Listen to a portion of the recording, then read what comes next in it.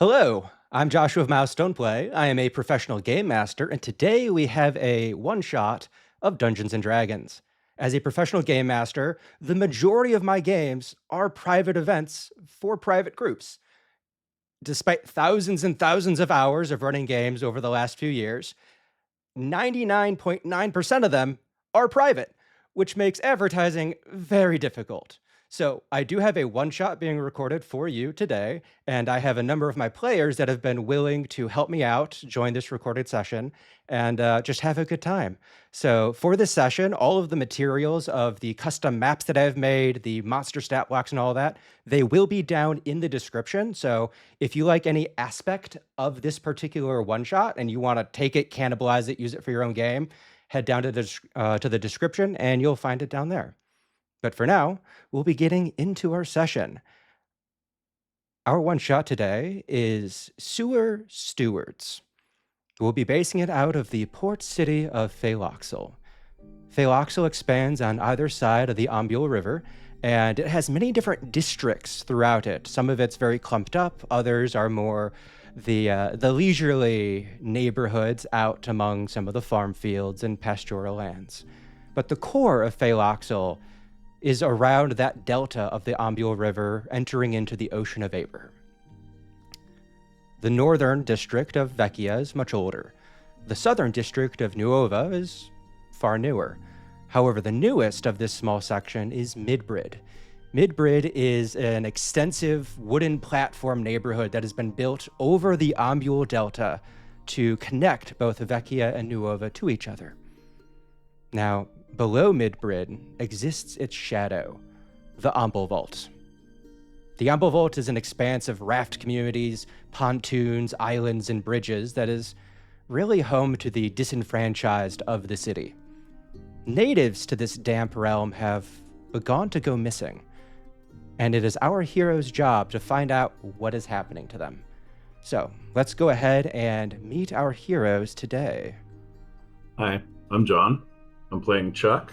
He is started his life out as a paladin, and then decided that making his own weapons would be the best course of action. So he went into getting some artificer and along the lines of a battlesmith, because he wanted a companion that would always be with him and be loyal. He is an ASMR, and his companion is named Norris. Hi, I'm Dave. I'm playing Elias today. He is an ASMR Soul Knife Rogue, and is a typical rogue with a bit of psychic flair on.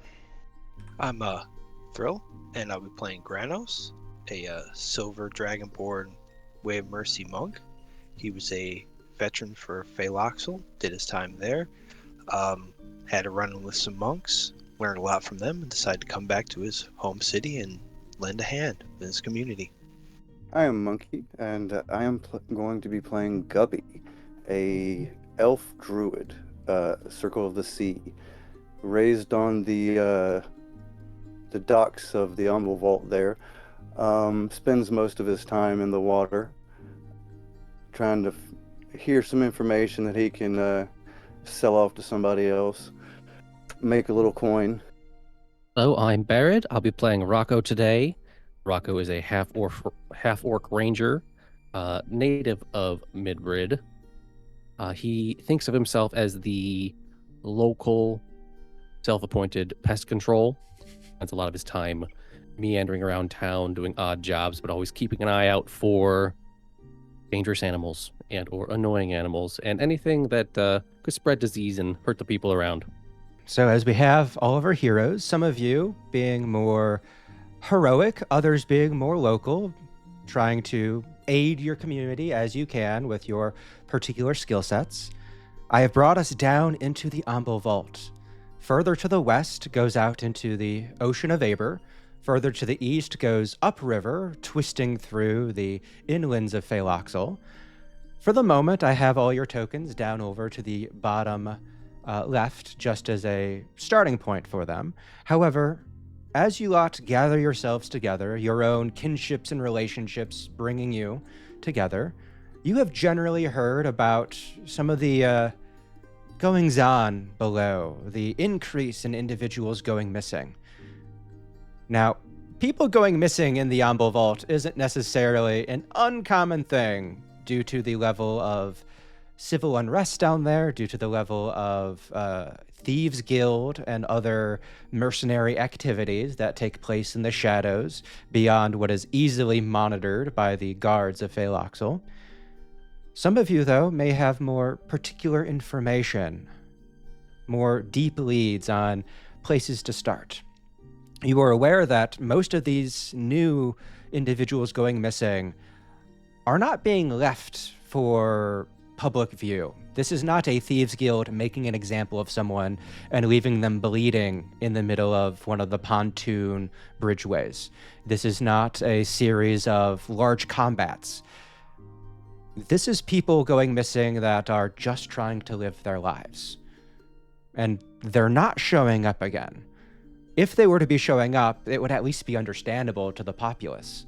However, as the rumors have begun to spread, it's the mere fact that none of them are showing up again that is quite concerning.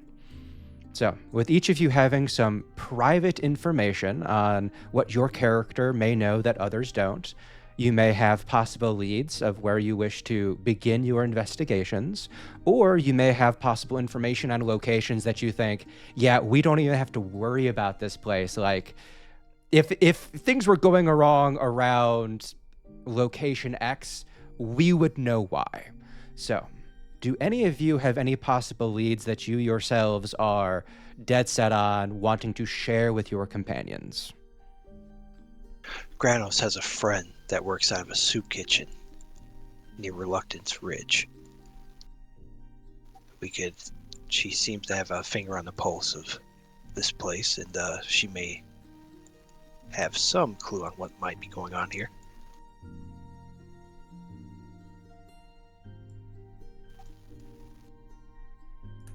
Okay. Anyone else have ideas? Well, I don't have much on, leads of where to go. I just know of, the locations around the area, like the neighborhoods and such.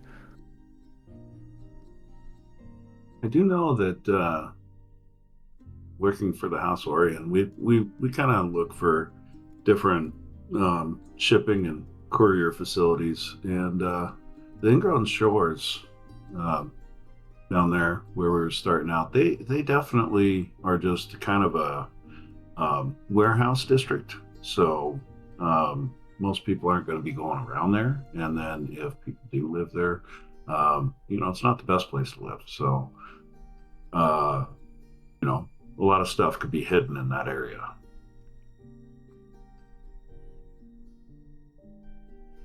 Okay. I know of a couple of criminal elements down here.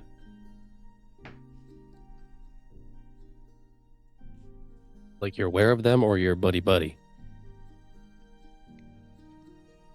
Go with aware. Understood. But they may be able to point us in the direction of someone they may know who could be doing this.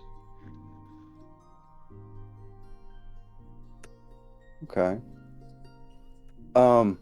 Before we get too excited and start running around doing stuff, you guys okay with taking 30 minutes or so, however long it's going to take me to do the ritual casting for this, but give each of us, I just need to do it one time, so 10 minutes. If we want to take 10 minutes, I can give us all water breathing for the next 24 hours, just in case somebody falls in the water. Oh, that would be amazing. Probably be a great idea. Well, Cool. Well, while I do that real quick, would everybody mind coming over here to the edge of the water real quick, just so I can do the ritual? Don't mind at all. And as I start ritual casting that, I'm just going to dunk everybody's head in the water until they can breathe. because I know the best way to learn how to breathe water is waterboarding. Yeah. You just shove your head in there. It's good. You'll Well- get it. Just it's like a fish. You'll get it. I mean, that's what happens when your druid is from the Umble Vault of like, oh no, this is how I learned, and this is how you'll learn too. As each of you are given the blessing for the ability to breathe water. For those of you who have been down here, you're aware of what you're breathing. For those of you who have not been down here before, despite having the flow of the Umbral River coming in from the east, by the time you get kind of more centralized in the Umbral Vault, the water is pretty nasty. There's the refuse of the entire raft communities down here that are just discarded to mostly float away. And then you have an entire district of a city overhead where there are wooden platforms, but there are cracks, there are crevices, people spill things, people, instead of sweeping stuff under rugs, they just sweep things to the largest crack in the area. And so this water is not the cleanest. And technically it's not fresh water either, since you're so close to the Ocean of Aber. It's slightly briny. It's not so bad that it can't be used, but there is definitely a mixture of flavors that come into your mouth as something that some of you may never drink in 1,000 years. You are now preparing to breathe in if necessary. By the gods, does that protect us from disease as well? No, it does not. Good to know. You got some corn on your beard there, where your whatever. Is it the left Left? left side of the beard. All right. So you said something about a soup kitchen?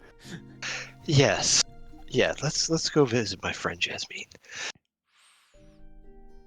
Okay. So, despite knowing a number of elements, the possibility of checking in with the ingrown shore later on for possible warehouses and more open areas where things could be gathered, as well as the idea of those criminal elements to be checked in as well. You're going to be starting off with what you feel as a firmer lead as you head to Reluctance Ridge.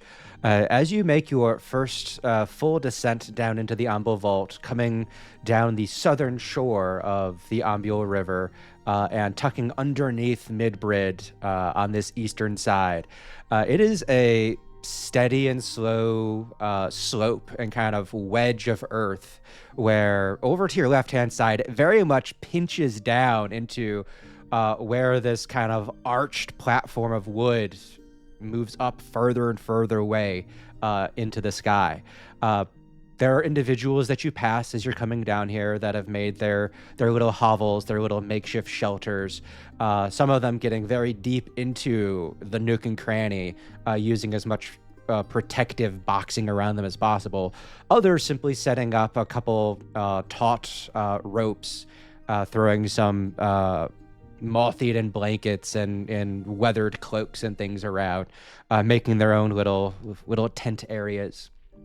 As you get it a little bit deeper in, the sunlight kind of falling away behind you, you have all these strings of just the 1,000 slats allowing light to come in from overhead. Had you not been in this damp and socially deficit location, it would almost give this kind of starlit appeal or sun coming through the canopy of a forest. Especially as you have people going about their daily lives up above you, walking back and forth, carts going, occasionally blocking out, creating these rivers of shadows through the dappling of sunlight. It is generally dimly lit down here unless you get around some things like lanterns, candles, torches, which there are many. Some of them actual, well-made, crafted items, others being jumbles of refuse that are just set to smolder in little piles.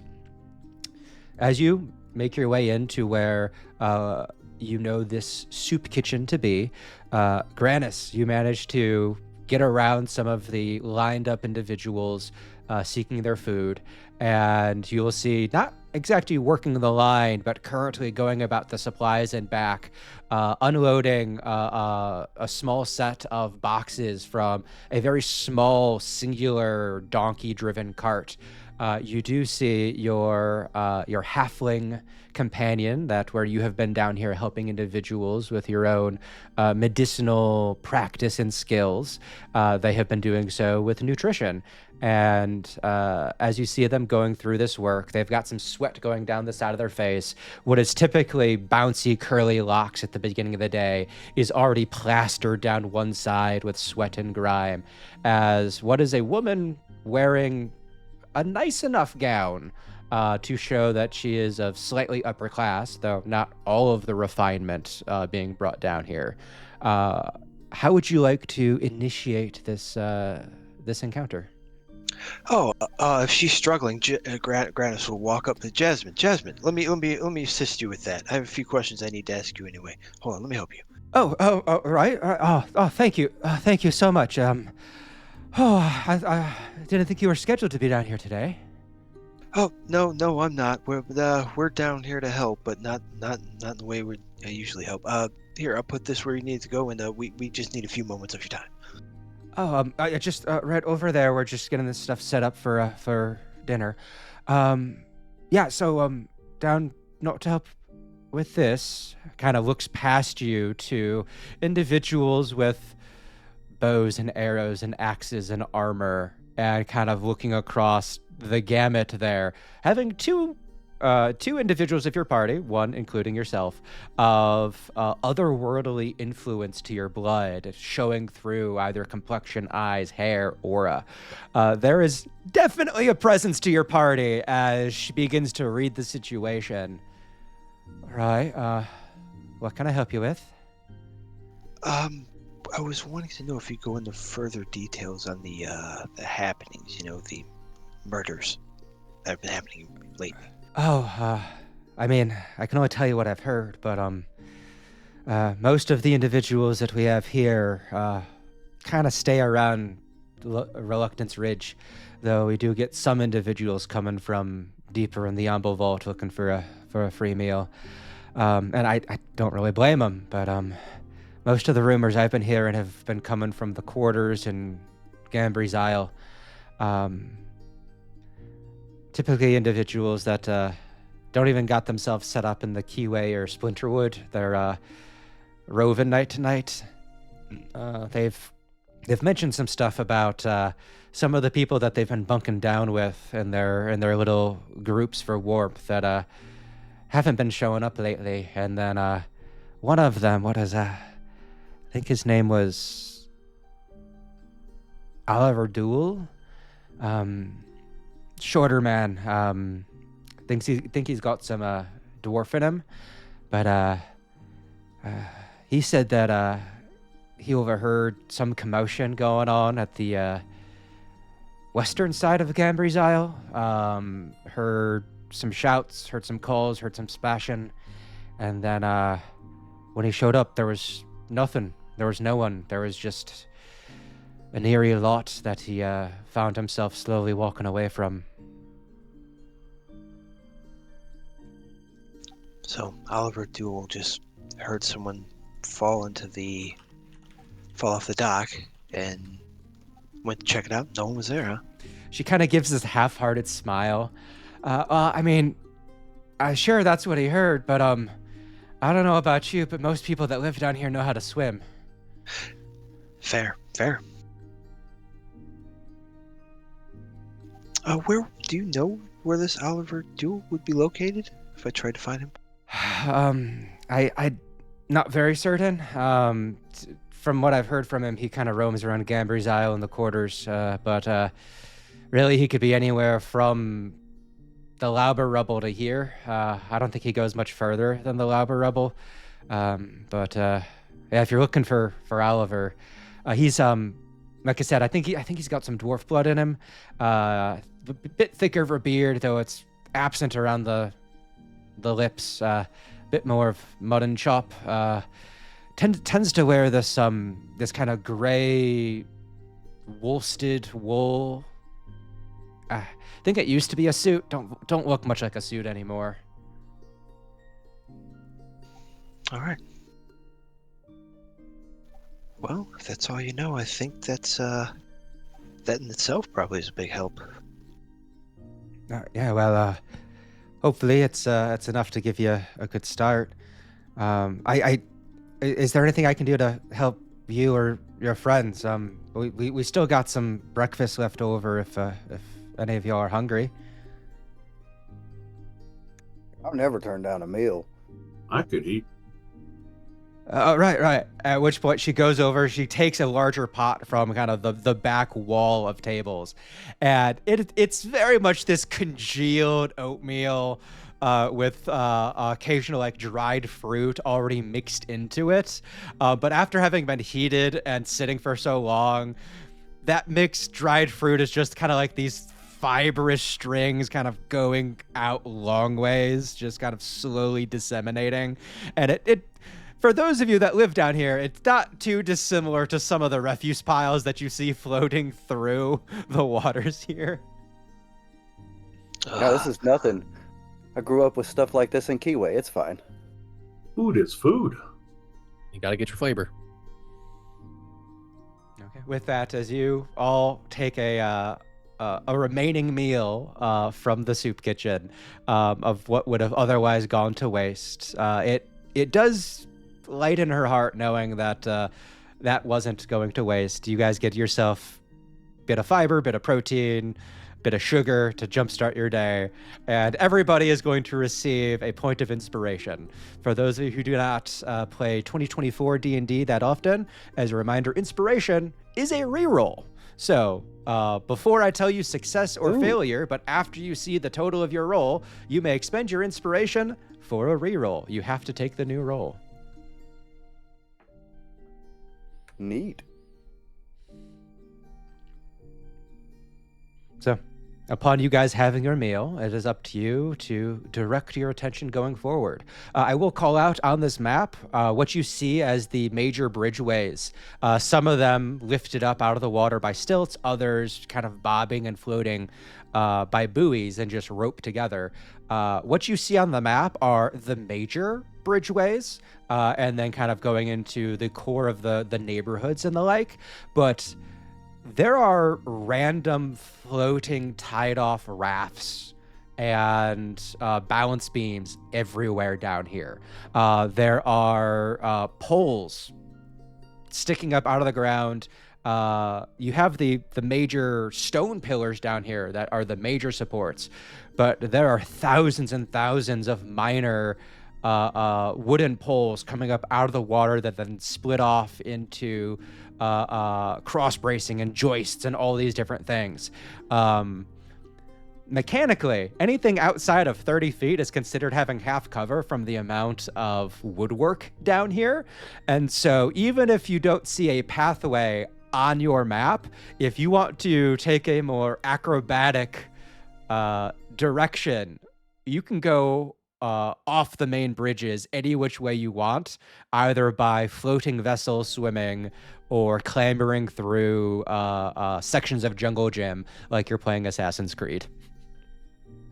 Could we get a reference for like how long it takes to walk from like where we're at in Reluctance Ridge all the way to Hostage Hold at the top left?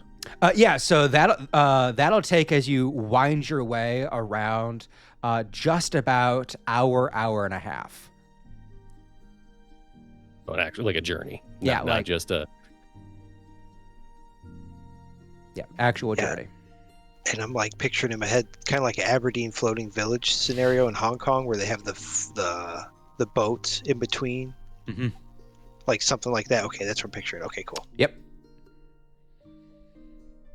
So as you guys see, if we're walking anywhere, I'm gonna have to go ahead and ride Norris around, because with my heavy plate, I'm gonna be huffing and puffing to keep up with you.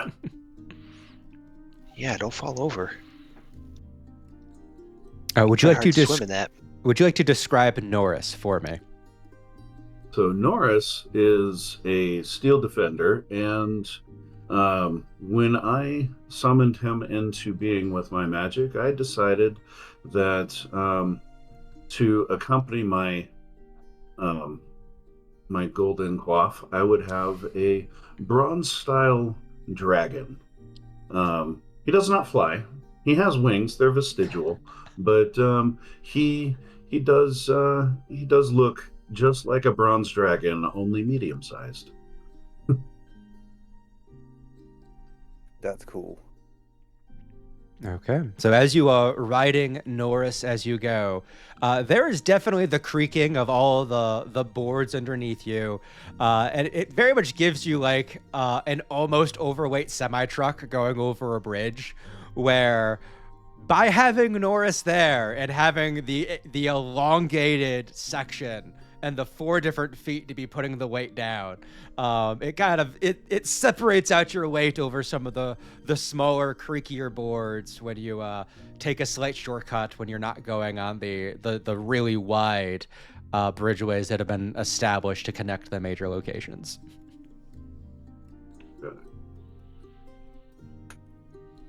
So He what's does our have plan? a bit of heft to him.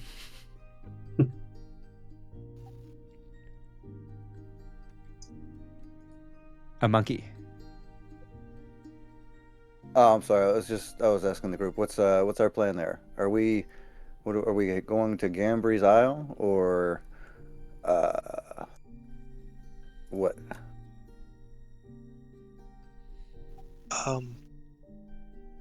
We could either try to find this Oliver Duel character. We could try to have our friend here ask his criminal connections what they might know. Or we could go to the area Chuck was talking about. What are you thinking? I think the ingrown shores is going to be a bit of a hike to get there. So if your underground contacts are a little bit closer, we could probably stop on the way. Where did you say you needed to go?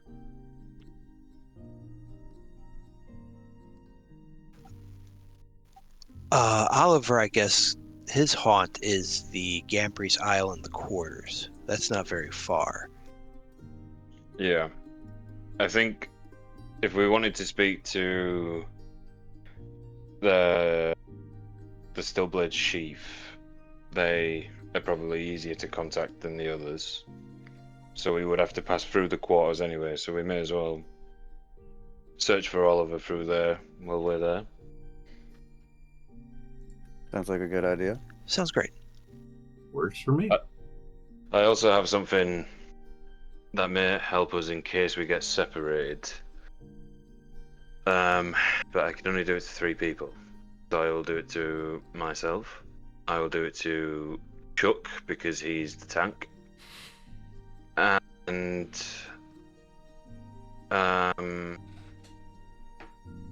somebody There's no else reason can to do anything for Guppy there. If I need to disappear, I can just jump in the water. It's just a way for us all to talk to each other in case we get separated.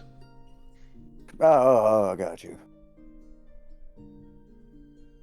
I think Guppy would be a good choice for that because they can kind of travel in a straight line easier in the water if we do need to split up.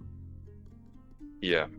So I'll put one on me, one on Guppy, and one on Chuck, and I will use Psychic Whispers, which allows me to choose 3 creatures, and for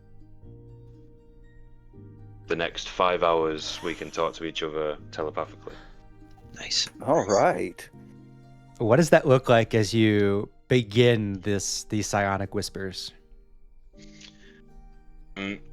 You see Elias will start to whisper, and around your left ear, like a little orb of blue light will sort of solidify into like a sapphire earring, and we'll all have the matching earrings on the left ear.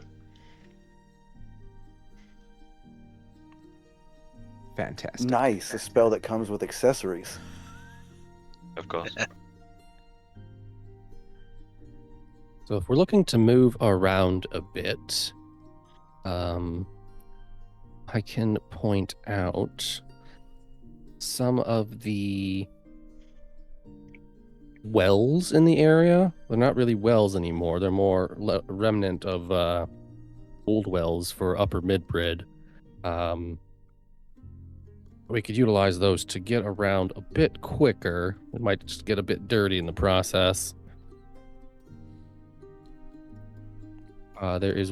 They're not necessarily conveniently placed, but we can get to one. We can utilize those to move a bit quicker, not have to worry about all of the trellises and single wide balance beams. Oh yeah. To that point, I can also just go ahead and do the water walking ritual casting, and we'll just walk across the water as well.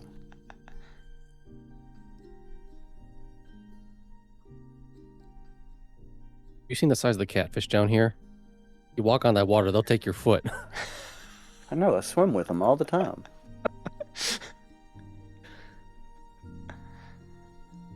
Okay, as we get a water walking ritual cast as well, we are now pretty well buffed up in terms of water breathing, water walking, and partial telepathy among our party to be able to communicate.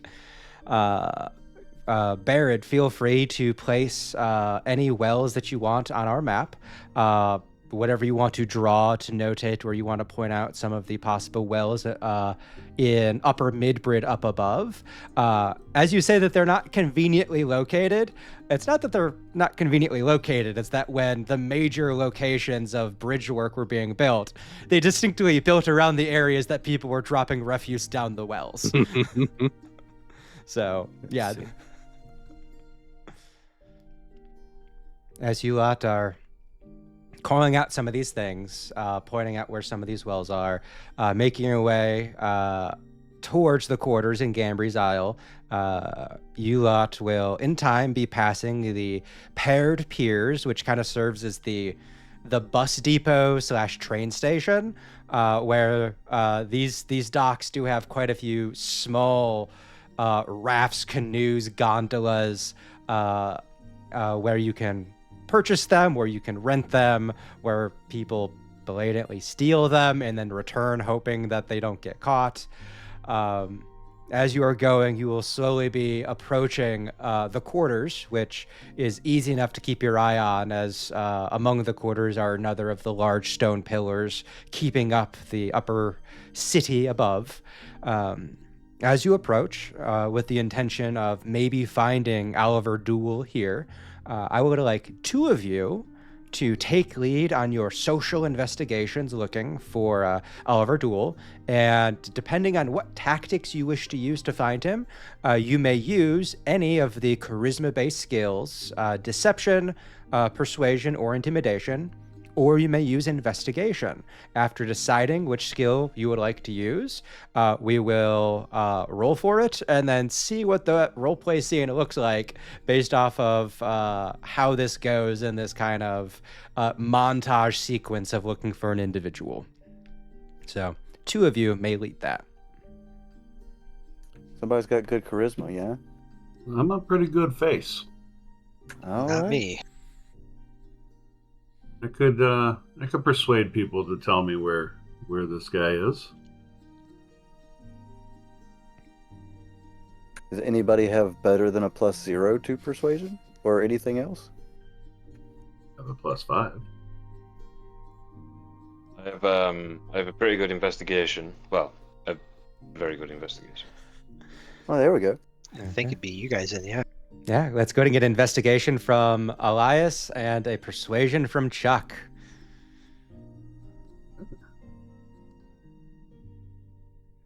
I think. Did I? Okay, so as we are going about this, Chuck, we're going to start with you, as you are talking to people, trying to get people to want to interact with you, to look for an individual.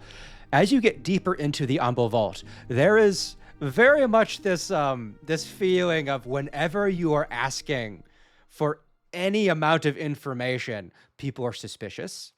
People want to know why you're looking for the person, for good or for ill, and whether they have something to do with why you're looking, if they can make money off of you while you're looking. That is the general demeanor that you are entering into this situation with. With your persuasion check of a 20, beginning to win some of them over in this regard. What do you think this montage scene of asking around for Oliver Duel looks like?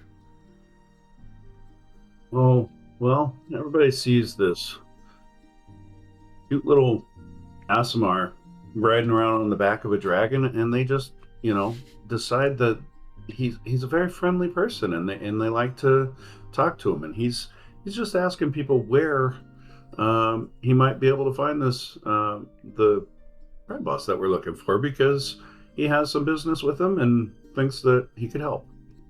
Okay. So generally, the responses that people are giving to this, there are those that are more destitute and hear of no choice of their own, that are seeing an angel-blooded individual on a bronze dragon, on a goodly dragon looking into a steed, and they are seeing you as a beacon of hope going through this area. Opposite that, you have the individuals that are more abrasive to you, and they're seeing you slightly more as a threat. And so as you are beginning to pick up some information here and there in that regard, they do start to point you to the southern section of the quarters as where Oliver Duel tends to bunk down most of the time.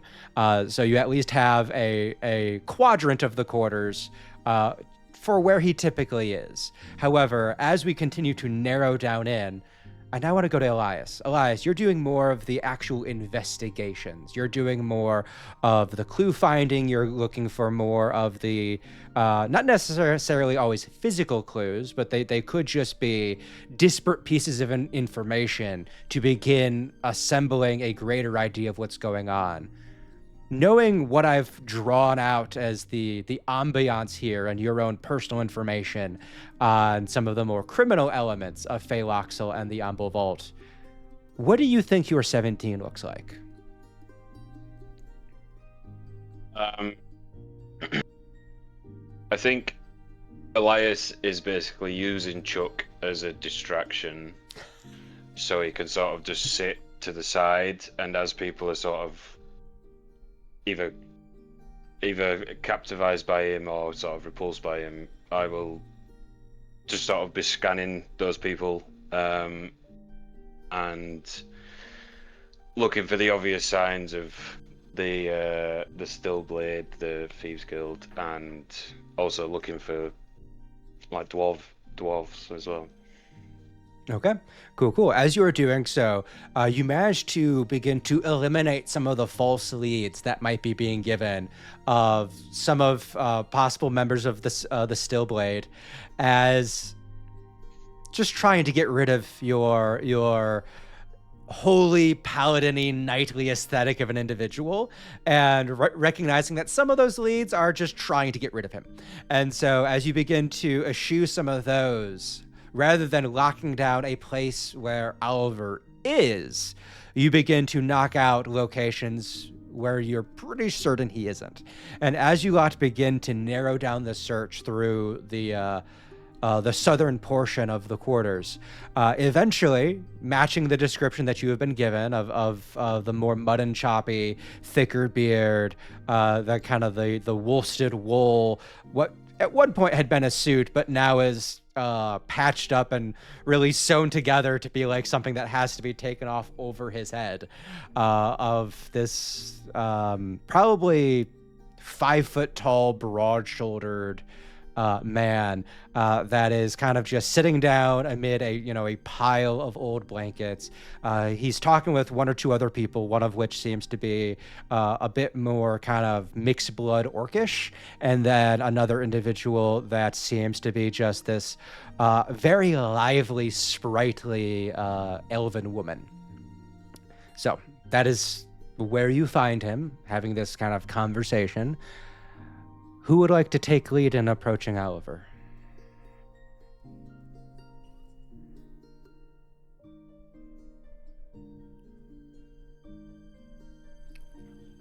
I suppose I can. Oliver's, this, this is the one we were just looking for. We got the information from the soup kitchen, right? Correct. All right. Um. Yeah, I'll just approach and I'm gonna be pretty blunt. I'm from down here. You know, I'm not here to just mince words, and I'm not very good with words anyway. Just hey, got any information on the people that have been disappearing lately?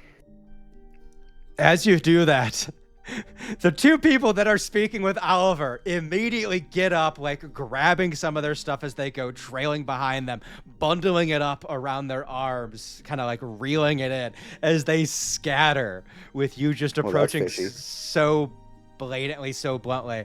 Oliver kind of like turns a heavy shoulder towards you, arm going up to kind of like almost defensively, like he's preparing for you to like throw something at him, as you kind of like, oh, what?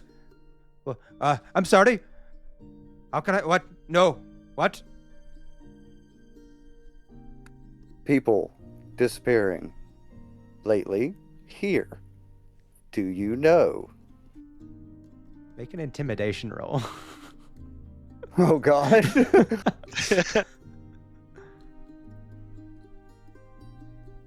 And I Okay, that's a 12. Southers. can I trail one of the people that left? Yeah. Do you want to trail the sprightly elven woman, or do you want to trail the mixed blood orc? The woman.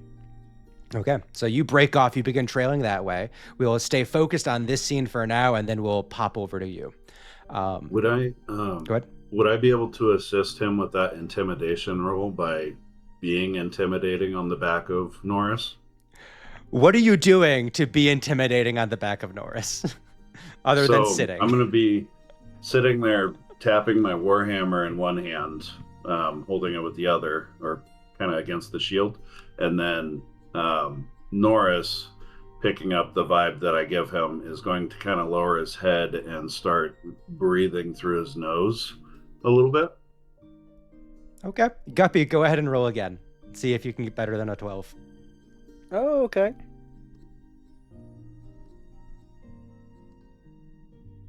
Hey, 15 this time. A 15, okay.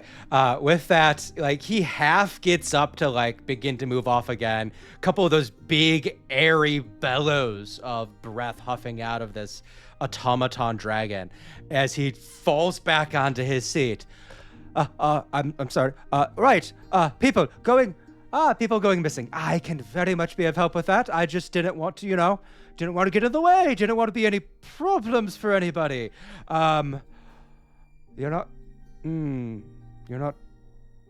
trying to quiet me, are you? I can say nothing.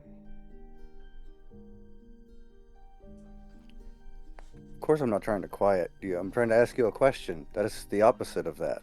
And I would suggest you start doing so. Right. I just saw some stuff going up at the market. Heard some stuff at night. Freaked out, left, got curious. A couple days later, went back up to the market, went looking around, and a couple of the stalls that are typically there got emptied out. Turns out they stopped showing up. I could show you the stalls. A couple of stalls got emptied out? Yeah, well, the people that were selling there stopped showing up, and so they're empty. How long had those people been there before? Couple years. One of them was selling sausage. Another one was selling they kind of like goes down through his stuff, starts picking through things, and he pulls out like this pair of knit mittens. One of them was selling clothing. Other was selling sausage, and for the past week, they ain't been around, ain't been selling. Okay. Well, I like that. You guys want to go check out these market stalls, or? It sounds like we should. Where were those markets at? Up in He's gonna take us. Gambry's Isle. Okay, in Gambry's Isle. We could just talk to Jasmine over at the kitchen, and she said that someone said that you heard screams and splashing. Oh yeah. Somebody got thrown in or grabbed into the water. Is that I don't know if I don't know anything about that. I don't know anything about grabbing, throwing in anything. I heard some splashes, but I don't know what. Could have been anything. Could have been someone dropping something from above. I don't know. Can I insight check this guy, see if he's I lying? was gonna say the same thing. The two of you may make insight checks. That'll be our 2 rolls for this ability check. Oof. I'm supposed to be good at this. Oof, same. I've got a +7 and I got a 14 on that. Well, I've not responded. Both of you seemed a bit dour at you're supposed to be good at this. If either wants to spend your inspiration for a reroll, you can. You know what? I'll use it. I had breakfast. It's a good time for that. Let's see what we get. Hey, What do you say? That should be better. Okay. So, as he is like very nervous about this stuff, you see that there's a couple moments where his right shoulder kind of shrugs up and away as he's speaking, which is, while not always known, it is something that can signify having no confidence in what you're saying, as he is very nervous about this subject and he is maybe trying to protect himself, maybe trying to downplay something. You don't know why he's speaking with no confidence, but you do get that everything he's saying about, I have no idea what that noise could have been. It could have been all these other things. There is that lack of fervor behind the words. hey, Chuck. I feel like this guy isn't being completely honest with us. He doesn't seem to believe his own words. Is there anything Norris might be able to do? Oh, I think Norris could probably get a little bit out of him, and I'd have Norris move forward and start champing his jaws a little bit. He kind of moves backwards. He falls off the pile of blankets, kind of like scraping his palms against the stone as he moves back a little bit. Oh, no, it's okay. That's fine. All right. So, maybe I did see something else, but maybe I wasn't supposed to see something else. Maybe that's the case. And, maybe I swore upon all the gods that I didn't see anything, and so I didn't see anything. We're trying to help people. I would advise you to tell my friends the truth. I think it might be I think the area might be a little crowded. Why don't we go ahead and walk to Gambry's Isle, via the water? And, if he doesn't tell us what we want to know on the way over, we just leave him there. How about I don't go there and I maybe I did see something. Screw the gods. As he says that, like, there's this like double take of his eyes widening of like, what did I just say? Did he say guards or gods? Gods. Oh. Okay. I'm interested. Well, maybe after I was looking around some of those abandoned stalls at night, maybe I found a bone. Maybe the bone was a skull.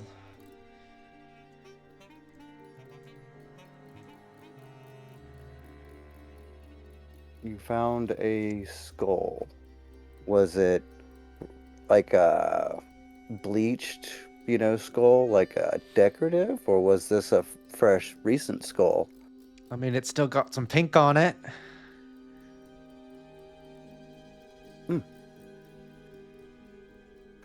You still And have that? you, I was I, about to say you left it there, or no. I kinda left it, kinda kicked it. Uh, when I was snooping about, I just I found the skull. I got scared, and then from the water I heard the sound. Sounded like a bunch of buzzing. Sounded like everything was angry.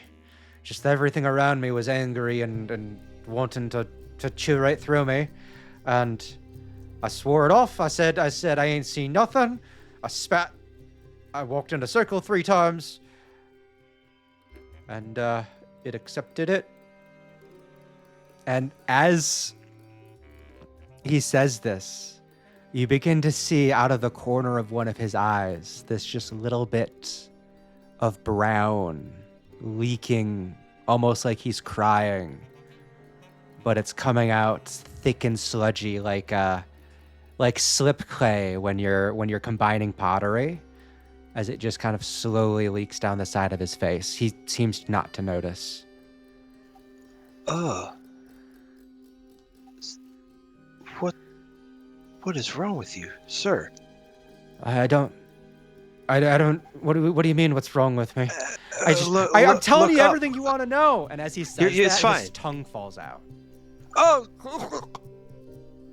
oh, His eyes go wide. He is beginning to panic. His hands go to his face. can I try to touch him and use one of my key points to heal him? Okay. If that's what you want to do, go ahead and spend a key point and decide how you're healing him. Okay. This poor guy. I guess he really Let's wasn't see. supposed to say. Yeah, no joke. I have the Hands of Healing, which is 1d6 plus 3, but I believe I can also remove a disease. I'm trying for this poor guy. Physician's touch, that's it. Okay. So as you expend a key point, going to remove disease, as your life force energy, your key kind of enters in and kind of swirls through the flow of energy centers through this individual's body. It finds this kind of darkness in there. And this darkness seems to be disease adjacent, but it's deeper set. Make a wisdom check for me. Ooh.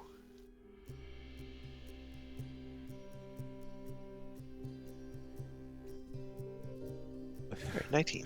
19.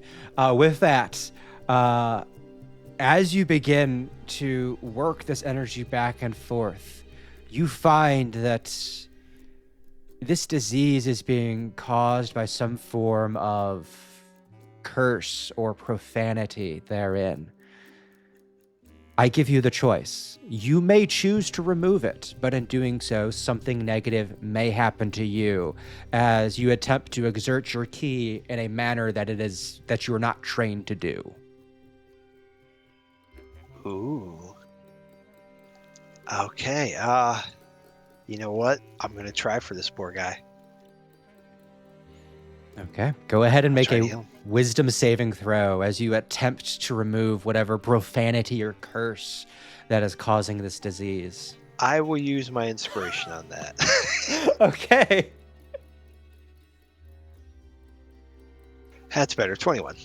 Okay, having a hearty meal, drawing upon those energy reserves like Naruto with the ramen, you manage to manipulate, and you find the center of where this curse is, somewhere in the vertebral column, and you begin to pull it out.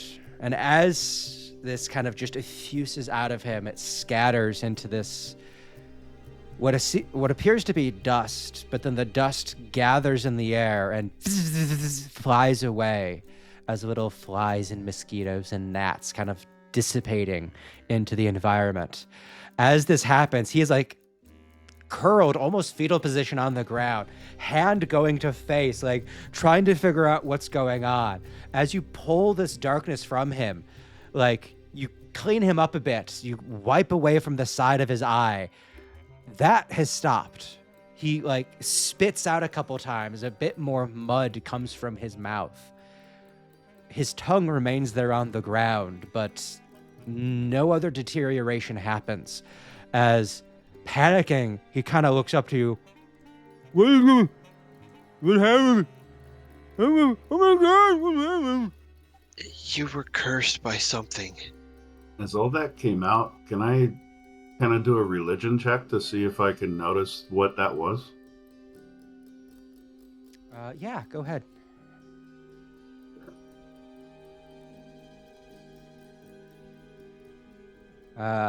He says that when he got spooked after finding the skull, he swore.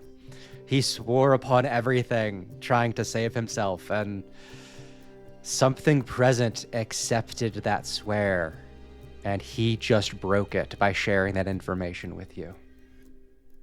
You don't know what it was. If it was some form of god that is very present for like a deity, it would have to be like a high priest of a deity if it's something divine. If it's something more present in the prime material, but definitely supernatural, they could have cursed him themselves. It makes more sense that whatever is causing individuals to go missing might be this same entity that heard his swear and accepted it. So you're thinking something more along the lines of probably celestial, fiend, fae, aberration. Something in that kind of quartet of supernatural beings that are capable of accepting divinely given promises. So something definitely hurt him when he said it. I would look at him and ask him, do you recall that there might have been any beings or creatures around? Think really hard. He kind of shakes his head back and forth, no, multiple times. He then pauses and then kind of half-heartedly kind of nods a uh-huh. And then he starts to just like point away from you, kind of point to the water, and then make a buzzing sound with his lips. Something buzzing in the water, huh? Fly?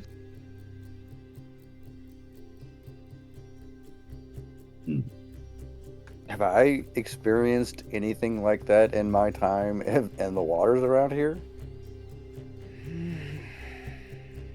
Not particularly. Go ahead and make a history check for a very high DC to see if you can get an additional lead off of that, but it's highly unlikely. Yeah. It's 18. An 18. Unfortunately, the DC was set at 20. So as you kind of think about this, it doesn't make sense. Like, you yourself have not experienced anything like this, and even if you had experienced something like this, it would be something like a half-remembered dream of something, tangential to whatever the core memory was. So you're having trouble locking on to anything specific. Okay. I think we need to go check out those merchant stalls. Yeah, but where did Elias go? As you Cut say away. that, we cut away very much so, Monkey. Elias, as you go stalking off after the panicked, sprightly elven woman, as she is reeling up all of her goods, are you going to be closer to her? Are you going to be following further away from her? How are you going about this stalk? I think I just want to... I want to keep my distance. I just want to see where she's going after the sort of intrusion of our party. Just to sort of see the first place she'd go to report or whatever. Okay. as you stay a bit further away with the amount of things that can slowly block line of sight in the gloom of this area, go ahead and make a perception check for me to keep track of her at a distance.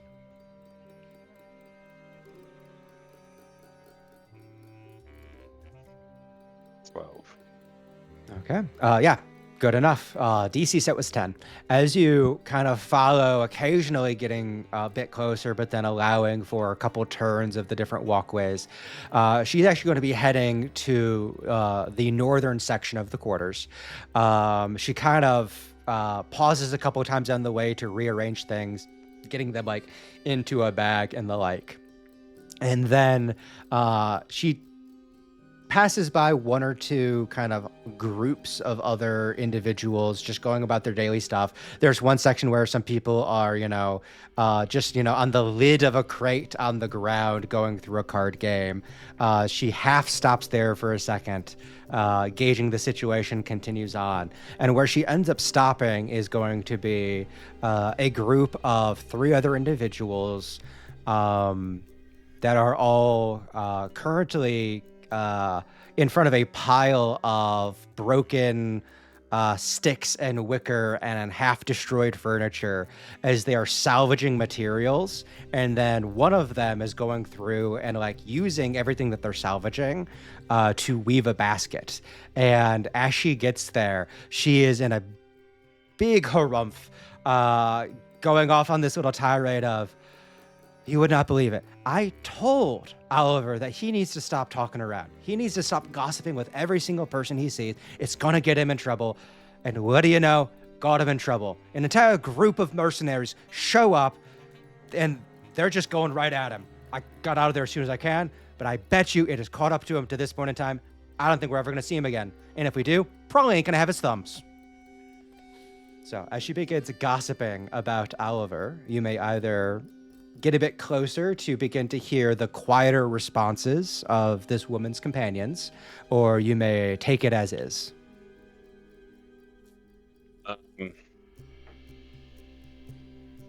Yeah, I think it just sounds... It doesn't sound like a lead. I think it just sounds as friends gossiping. I'll stay for another minute or so, just make sure nothing else useful comes up, and then I'll probably head back. Okay. Go ahead and make a stealth check for me as you just hang out for a little bit to see if you draw any undue attention. No, you're fine. You're very much fine. So you listen a little bit more. You don't get anything major from this woman. You didn't get any closer, so there's a small chance that one of her companions might have said something that you missed. But with your own comfort of, yeah, this probably isn't a good lead, you kind of just let it fade, and you are returning back to your companions within a few moments of the call out of wanting to know where Elias was.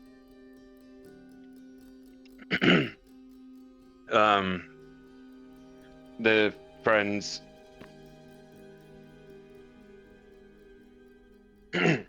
sorry. The friends were nothing plausible. Just gossipers. Got any good tea?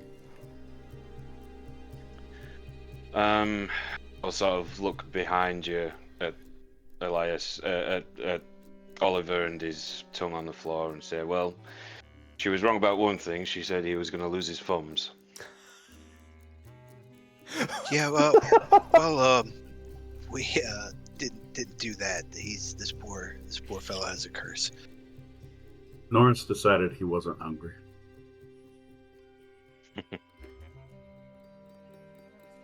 Did you get any useful information out of him before that happened? We did. He found a skull at some merchant stalls. Apparently, these merchant stalls have been abandoned recently, or and they've been here for years. So, I think that's a pretty good place to start. He did say something about there was buzzing on the water nearby, and there was some sort of creature-ish thing-ish boar. I don't know. You should have seen the load of flies that came up out of this guy's mouth after he started crying mud. It was crazy. Yep, something definitely cursed him over there. So, I think that's probably a good place to start. Lead the way. Before we go, I'll look back at him. Lead the way. Rocco? Tongue is sitting on the ground. Yes. Is it fleshy? As you look at it, the tongue is fleshy. And are you willing to interact with this body part? Yeah, I've seen worse. Okay. It's like fleshy, but is the back end like stumpy or muddy or bloody? The back end is very muddy, but as you then kind of like interact with it, kind of wipe it off, it seems that it's just kind of like raw meat at the back end. It's not pumping blood out of it, but it just has that kind of like, if you let it set there, it will slightly ooze out blood, where this individual, while the curse was like seeking a retribution, was seeming to just begin to deteriorate this individual into mud. However, after the curse was broken, even this separated tongue part stopped that disintegration and returned back to just being person.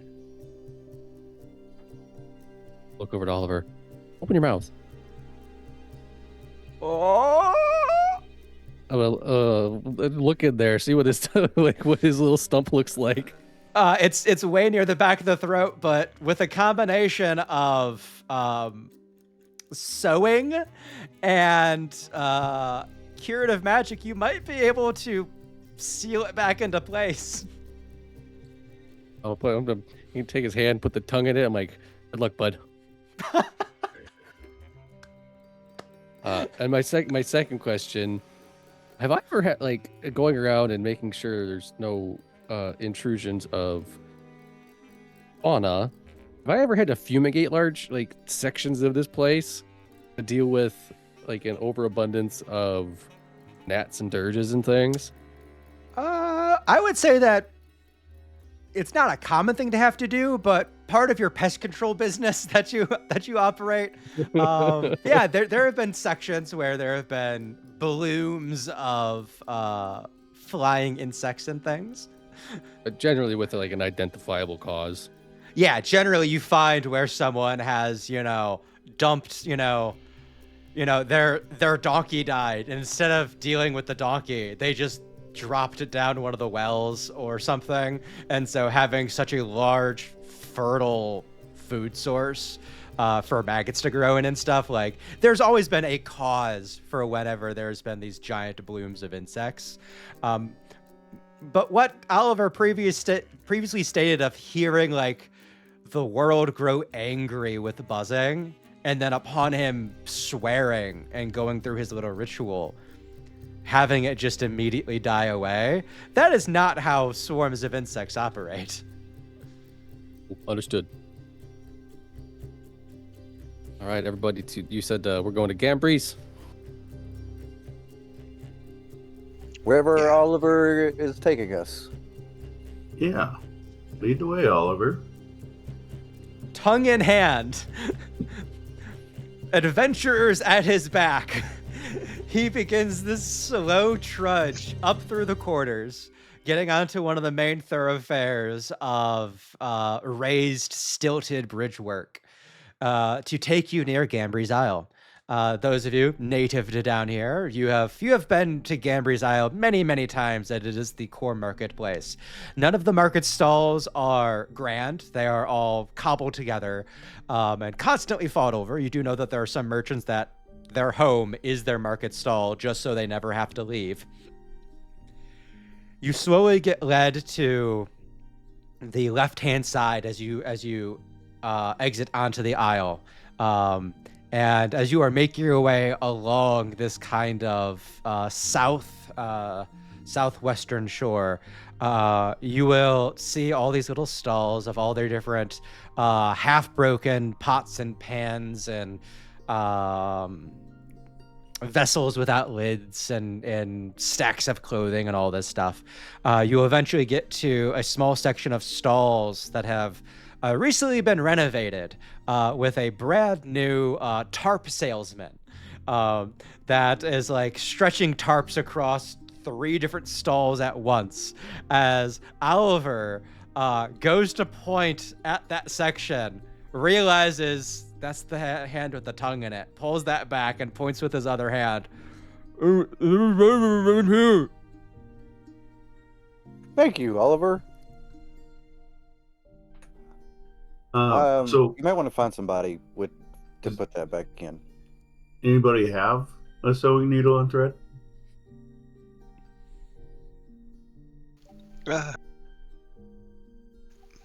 No. I've got medicine skill. I would say if Purple anyone kit, has a healer's kit, that would also have stuff for sutures. If anyone has a healer's kit, Best I can do is a thieves' tools. Yeah, herbalism's all I got. Well, if anybody doesn't have that, I was going to say I could slap some healing hands on him to get that tongue back attached. But if we can't attach it first and then healing hands, like if I could just hold it on there in healing hands, you then could try. It'll be more difficult to do so accurately. Just I'm gonna give him a sideways tongue. I will call it. You're also in a marketplace if you're looking for if someone wants to look for needle and thread. Yeah. He was nice enough to lead us around. So let me see if I tell him, hold on, I want to get some needle and thread, or he can point out a stall that would have needle and thread. Yeah, as you look around, it takes you a bit, but you eventually find some a clothier's shop where for a handful of coins you can go ahead and purchase the supplies you need. It's just a handful of copper. And eventually you have him sitting on an old, empty wine cask, mouth open like at the dentist. Who would like to attempt to reattach the tongue?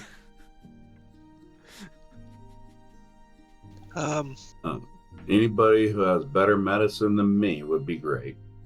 I can just heal. I think Granos would do it. He's got okay medicine skill. Okay. So this is going to be a medicine check for Granos. You could also use other tool proficiencies if you think one is relevant.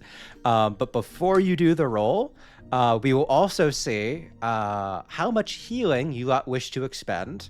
As the more healing you expend, the lower the DC will be. As a little bit of healing will just manage to get the beginning of knitting the tissue back together, where a greater amount of healing will help with the soothing and the alignment of it all going together.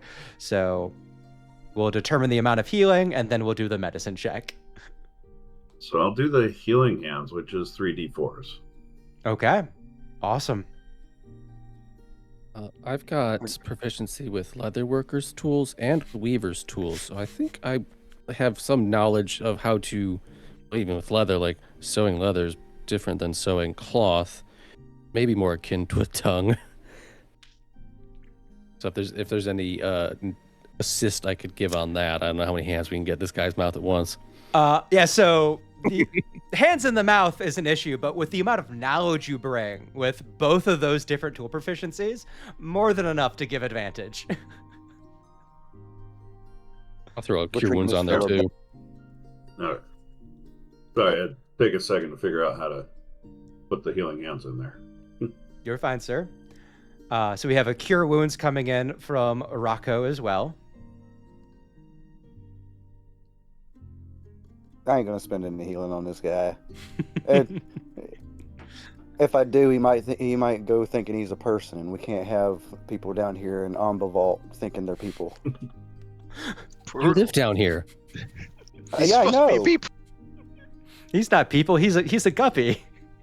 You're right. I'm fish, not people. Okay. That's got a +3 on it. Cool. So with 13 points of healing going into this roll, let's go ahead and get a medicine check, Granis. Okay.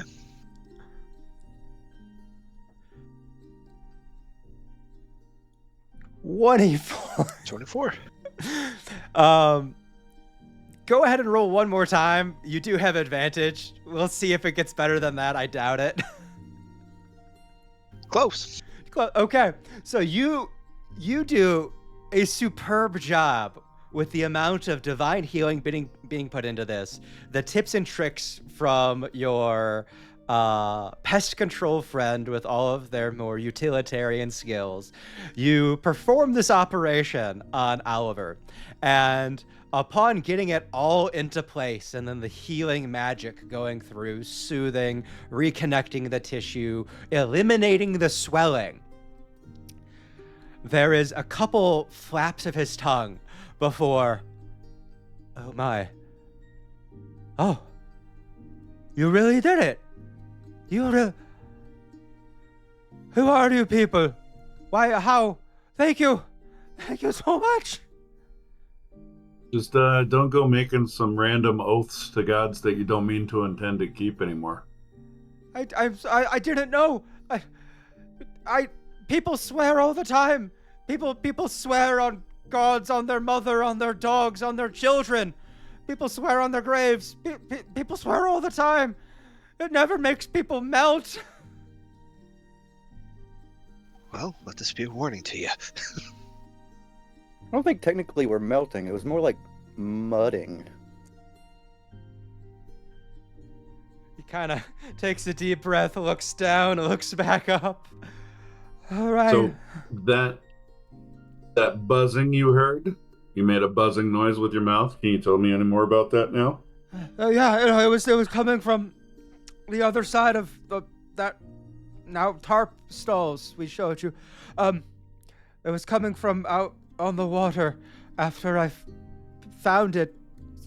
As he kind of like stumbles on his words, nervous that talking about it again will cause an equal thing to happen to him, but he gets through that fear. After I found it, it started to happen out on the water.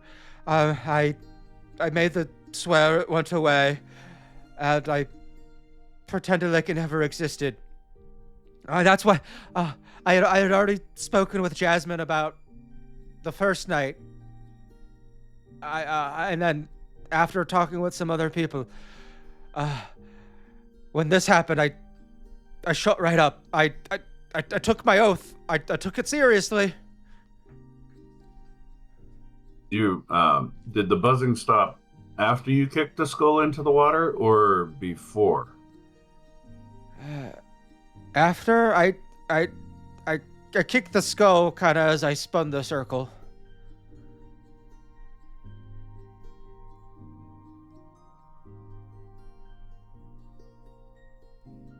Anybody else have questions for Oliver? Because I'm happy to let him go on his way now. They took us where we needed to go. No, I think he's been traumatized enough. Let him go find his friends now. With that, he kind of slumps at the very broad shoulders, kind of moving down almost like a hammerhead shark as he goes for a bit of a nod and a bit of a bow. He sputters out multiple thank yous for not killing him, for saving him, for healing him. He doesn't know what he's thanking you for, but there's a series of thank yous as you let him leave.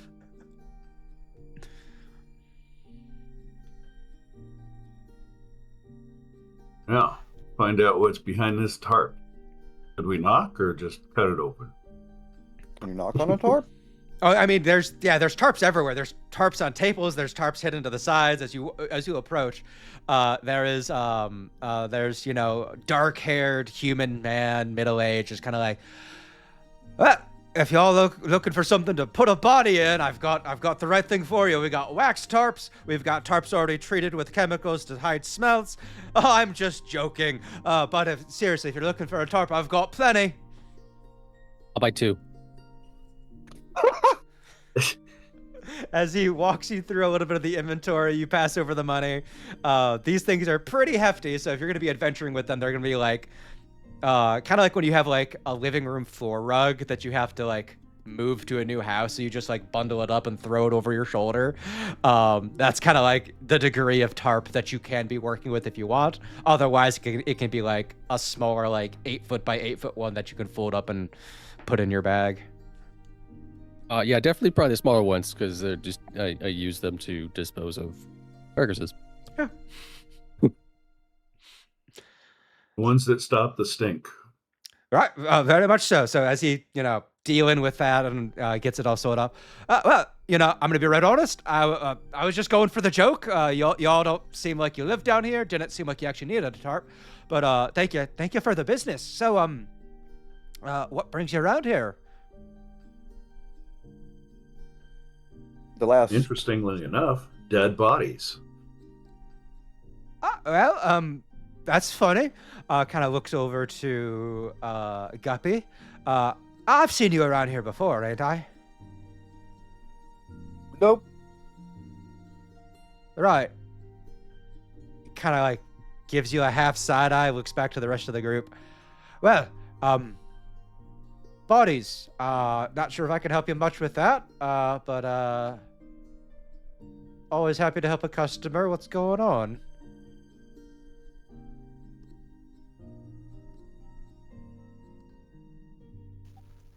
Well, Must be new here. yeah. I mean, I've had a couple other places I've been set up, but recently, these stalls opened up, got myself set up, and it's plenty of room for my my merchandise. So still trying to get a flow of clientele, but overall, good spot, good position as people make their way up from the quarters and over to the Fairlight. To be honest, not much use for my wares at the Fairlight, but people like making drunk purchases on their way back home. So yeah. Well, from what I hear, these stalls kind of abandoned a little suddenly. So, mind if we look around and see if we can find some stuff of what happened to the previous occupants? Kind of narrows the eyes at you, raises the nose, chin goes up a little bit. Right, it's that sort of investigation. I got nothing to hide, had nothing to do with them being murdered, so yeah, come on back here. You can search around all you want. Just if you're going to be going through any of my stuff, I asked maybe I'll be there with you. I say that politely. It's not a request. If you're going to go through my stuff, I'm going to be there. You don't trust us? I don't can trust sure anybody try. down here. Smart. So, as he gives you permission to come around to the back side of the stalls, kind of, look underneath stuff, look around stuff, go back near the kind of like the small slanted ledge work heading on down towards the water, just making use of his space. What are y'all looking for? How far is the water from here? From Just the about that set. Yeah, the back of his stall, only about 15, 20 odd feet. And half of that is a steeper slope. It seems like this particular stall is like as far back towards the water as you can comfortably be without all your stuff slowly rolling downhill into the water. So yeah, you got about 15, 20 feet, but a good percentage of that is the slope down to the water. Okay. We're on like shoals. Kind of, or yeah. Yeah, like so little islands. little islands. The closer to the center of this island you are, the more it is like just regular island. But as you get around the edges with the water level increasing and decreasing over time, it gets a bit mucky and a bit flooded in sections. I think Granos is going to tie off a rope so we can get back up quickly. And since we have water walking, maybe hop down there and see what's going on. Okay. As you head down into the water, does anyone join Granos? I'll be joining him. But I'll be joining him in the water. Okay. I would like Granos above the water to make a perception check, and I would like Guppy in the water to make an investigation. Oh no! It's the I'm opposite one horrible that at I these. wanted to roll.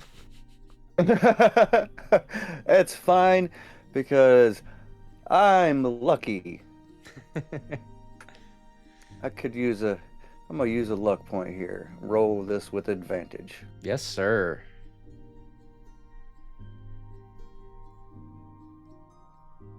That was horrible.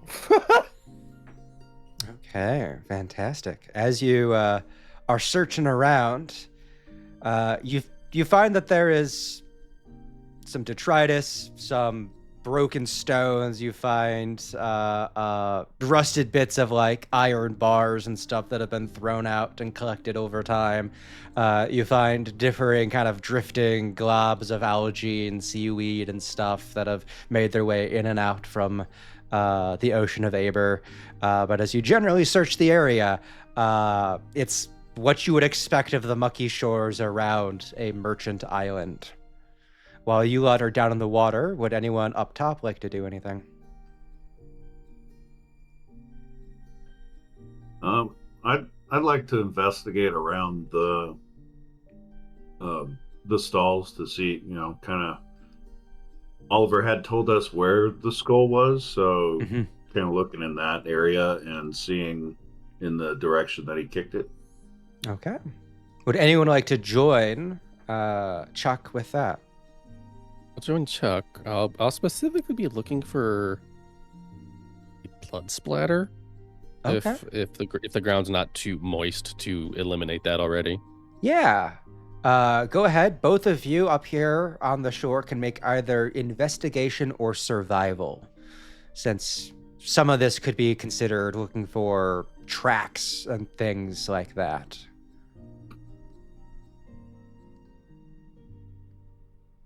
I just on the nat once today. I'm so sorry, sir.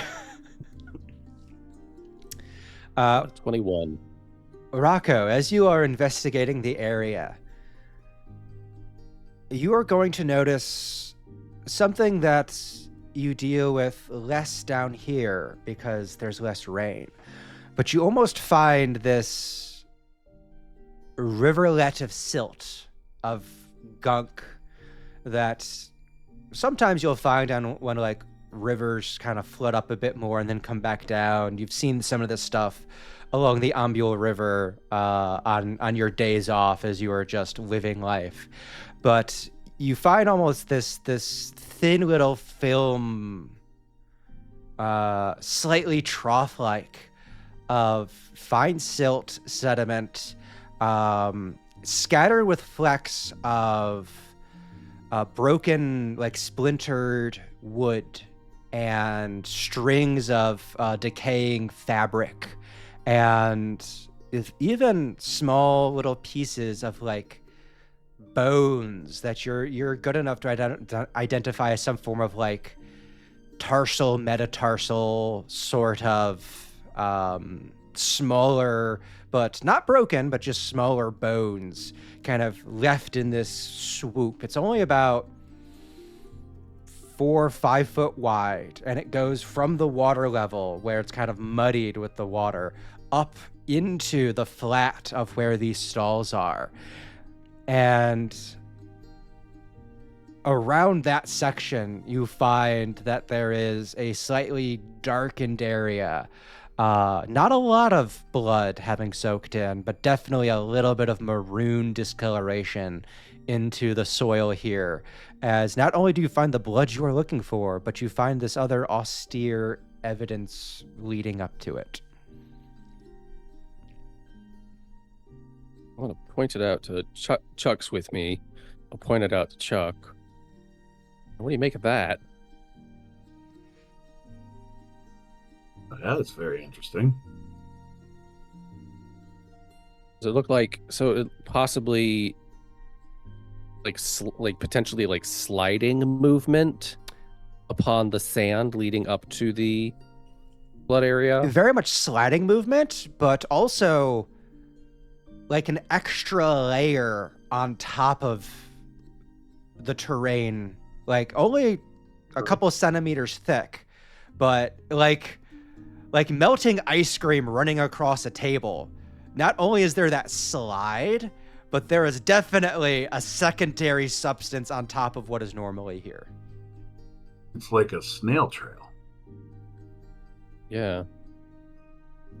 Could be something that came out of the water to get some people.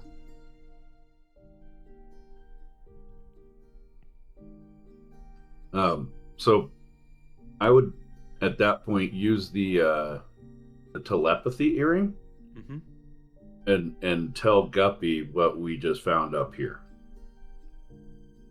Okay. As you kind of recall some of your companions, I do want to take a moment and check in with Elias if you are doing anything during this time.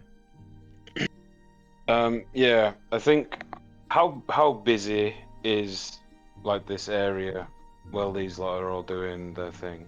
This is afternoon on the main market area, so Gambry's Isle, a lot of people, like without counting, you already know that you can easily find 500 people. Okay, I'm just while these lot are searching around and stuff in this area, I just want to keep a lookout to see if some people are paying too close attention to what we're doing.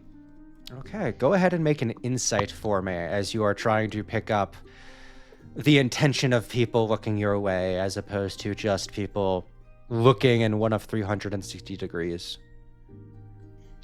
Oh, I'm gonna use my inspiration on that. Cool. And I shouldn't have. As you're doing this, there's a rumble in your tummy as turns out re-rolling isn't always good for you, and where your companions have had energy spikes and focus, it's not quite agreeing with you. I do have a special ability though. Ooh. When I fail an ability check, I can use Psi Bolstered Knack to add a D8 to it. Not that a D8 would get me much higher, but it might get me a bit higher. Yeah.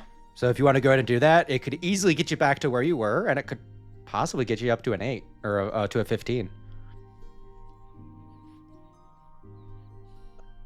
6, so 13. 13. Okay. As you are keeping an eye around this area, nothing major draws your attention. The biggest thing that you'll notice is like a granny kind of looking at you, just kind of like watching all of you going around this new triple stall of the tarp maker, as she's sitting like in a bit of a heap of a rocking chair. Like it's more so a slanted pile of multiple other chairs and cushions.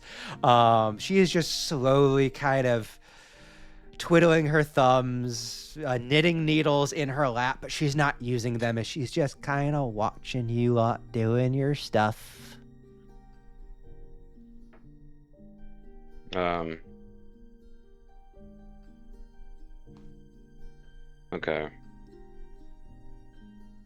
I'll just chow over to her. Keep it moving, Granny. I'm sitting down. You'll keep it moving. Well, we're on a secret mission. And I'm on my Very right. bum.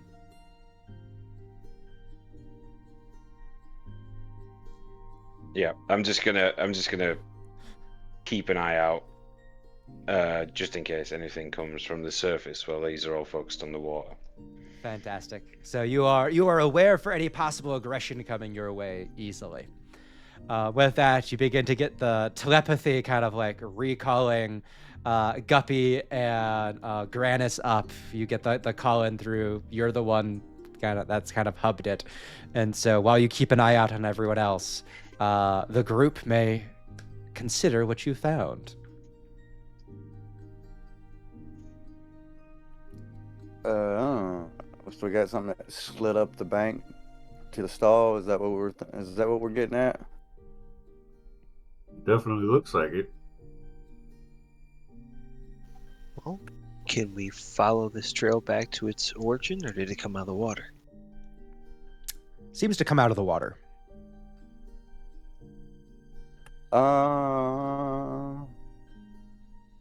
Well, I suppose whatever we're looking for is in the water. So we're gonna be doing a little bit of looking around this area unless we can. I don't know. Elias, is that anybody up there? You know, sitting around. Looks like they may have been here for a while. Maybe you could ask them a question about how to, you know, if they knew the person there, and maybe if they've seen something. Maybe an old lady somewhere. It might possibly be the exact person you're asking about. I will look back to the old woman.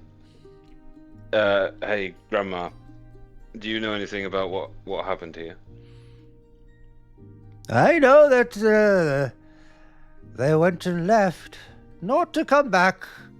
It happens sometimes, but so is the way down here. It's dangerous living. Only the best can do it forever.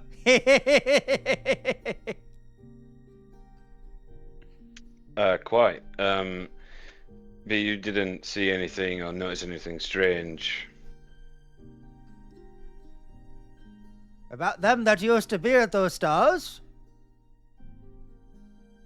Them or the people that have gone missing, or maybe even something weird as in loud buzzing noises?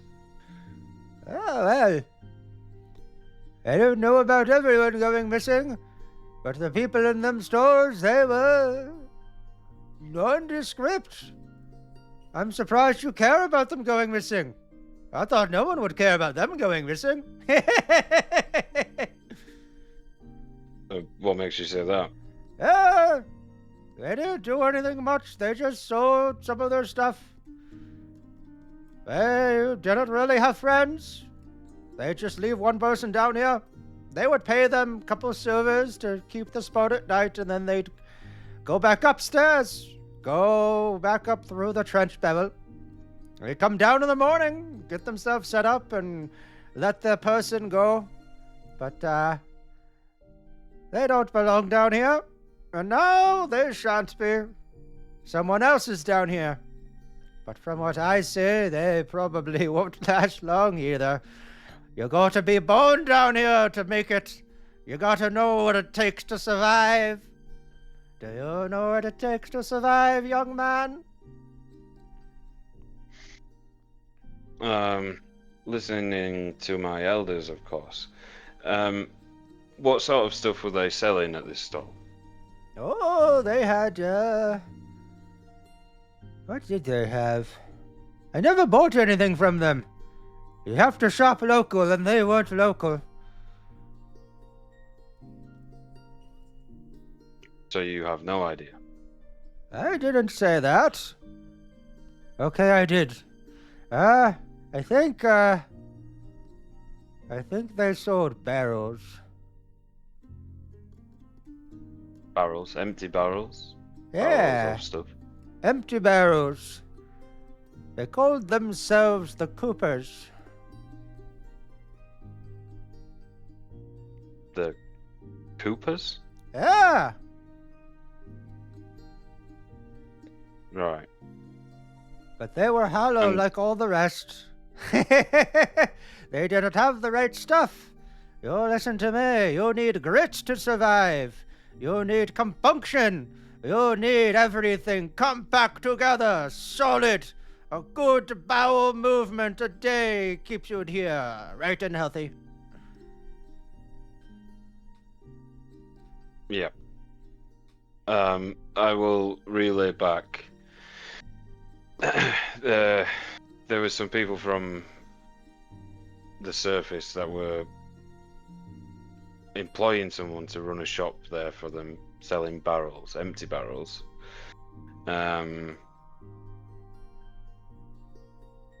Yeah, this woman says they didn't belong down here. I don't know if that's just a racist thing, patriotic thing. I don't quite understand. She's quite strange. Most of the people are down here. I mean, I'm swimming in garbage right now.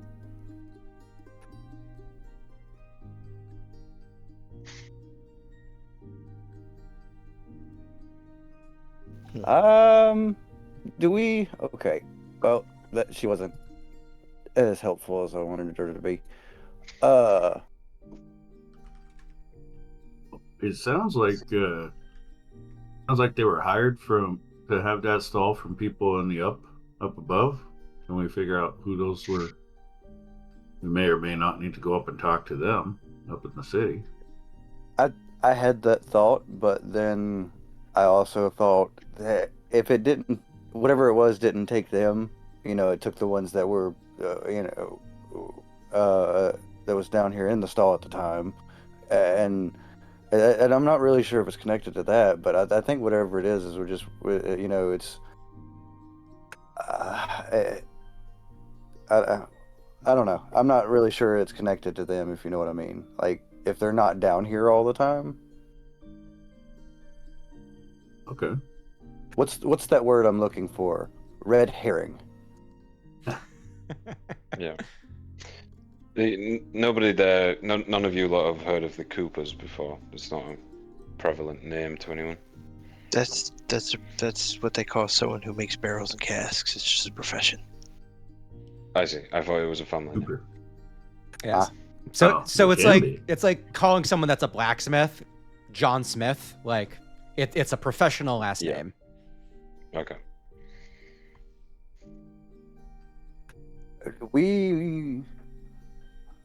Okay, so we're here looking for multiple, disappearances, or multiple disappearances have happened, but this is the only place we've checked so far. We might need to check and see if there was like other stalls around that have been taken as well, and see if it's a localized thing just in this Well- area. We could also run over there to the Keyway down here, and see if they've also been having, see if they have a disappearance in this way. So then we know that the thing is, right between the two. I could be good with that. The other thing I was thinking is, Guppy, you can swim underwater, but since you gave us all that water breathing, I can ride Norris, and he can walk along the bottom of the river, and we can go down and follow that. See if we can see where that trail, if there's anything underneath where that trail was. The trail, I guess I should look, but I'm assuming it ends at the water because whatever was slithering at that point is now swimming.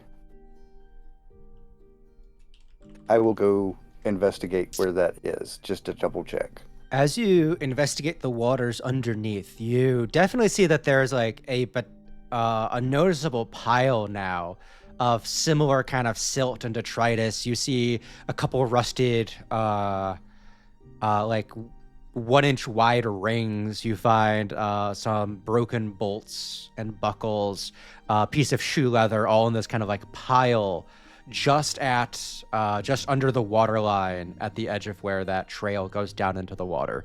But aside from that pile of refuse, it does not continue anywhere else but there. Okay. Yeah, the trail ends in a little pile of, garbage.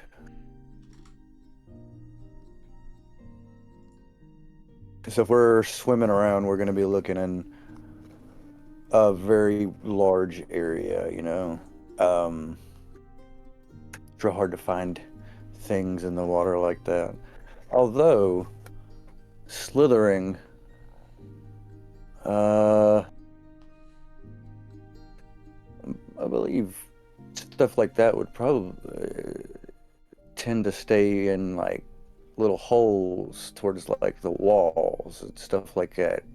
Maybe we check the sides here, see if we can find some holes that are large enough for this thing to have gone through. I'd be good with that. Like I said, I could ride Norris down. He'd just walk along the bottom. Okay, so we have two of you searching for holes down below the water level.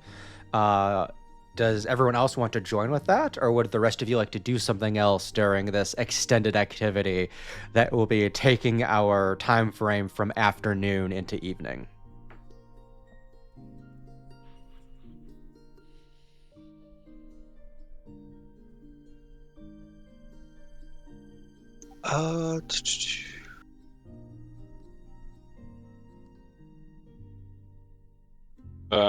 Well, we could go check out the keyway, well, and do what you said. See if anyone went missing from over there while you do that. Yeah. There's other Localize it. booths around here you could check and see if anybody else has heard people going missing, instead of just the one lady next to it. Yeah, the merchant stalls are they all quite close together? Yeah, they're packed all throughout Gambry's Isle, so you could easily just. Also, someone spend some time talking to a bunch of people on Gambry's Isle as well to see if they have any other leads. So, at this point, I will go ahead and I will take Chuck and put Chuck down in the water. I will take Guppy, put him down in the water. Anyone wanting to investigate Keyway, you can move your token over to Keyway. And anyone wanting to talk to other merchants, you can put it up over the label of Gambry's Isle as we separate out into these different tasks. If someone wants to do something that is not one of those tasks, also bring that up. Be careful while you guys are in Central Keyway, the little where the docks meet there. Gets a little sketchy.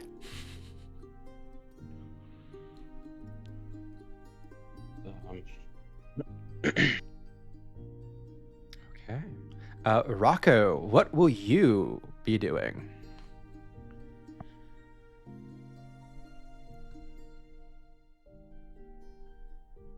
Okay, this is a good time to relog voice chat.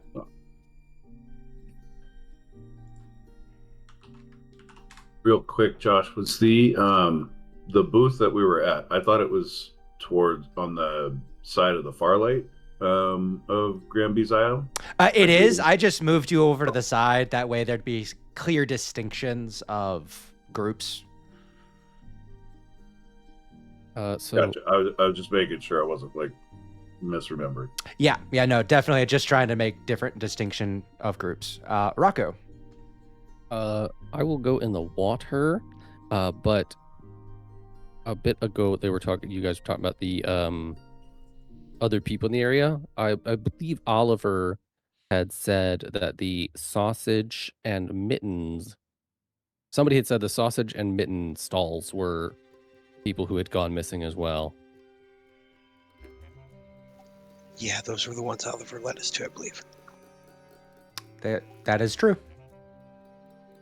So would it have been the Cooper, the sausage, and the mitten right there in that 3 slot that is now tarps?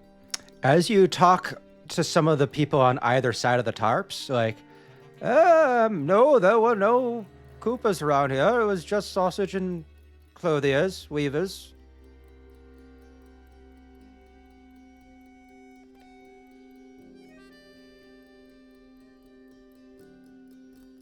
But Who was that old woman? Is she still there?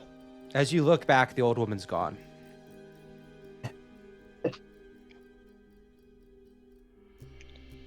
Elias is just sort of stood scratching his head.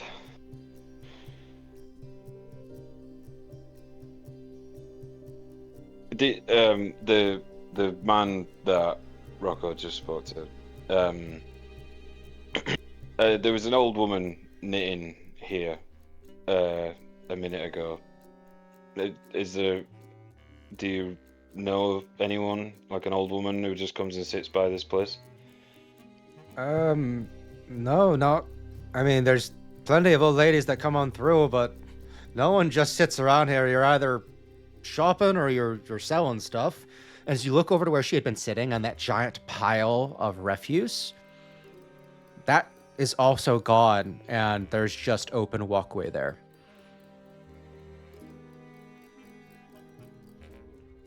Gander, I was standing in this area, like, because we were near we were looking around the harp stall. Mm-hmm. Would I have seen Elias talking to her? If she's just like 10 feet away, 15 Yeah. feet away? Yeah, you would have seen that conversation happening. And then as you start to like, wait, what about the sausage and the mittens? And you start asking her around, and now that you look back, yeah, you had previously seen her and now she's gone. She human? Look to be, with how wrinkled and old she was and her general size category. She seemed human. Didn't seem to have any form of long-lived race blood in her that would have affected her aging process. Cool. I have favorite enemy human. I'm gonna try and take a peek around and see if there's any sign of where she might have gone. Okay. Go ahead and make your survival roll to track. This advantage on survival. 23. With a 23 being the first die that showed up out of the advantage. Oh, it's not human. You find no evidence of human travel from that area, especially someone so old carrying so much refuse and garbage. You are supposed to be able to find people. It's one of the things you do. And this old woman has left no tracks. There's no impression of where her stuff used to be. The amount of stuff that she was sitting on, like, you would expect there to be like a ring of dirt of where things had built up around it. And like, there is no impression. There is nothing to say that there was an old woman sitting here 10 minutes ago.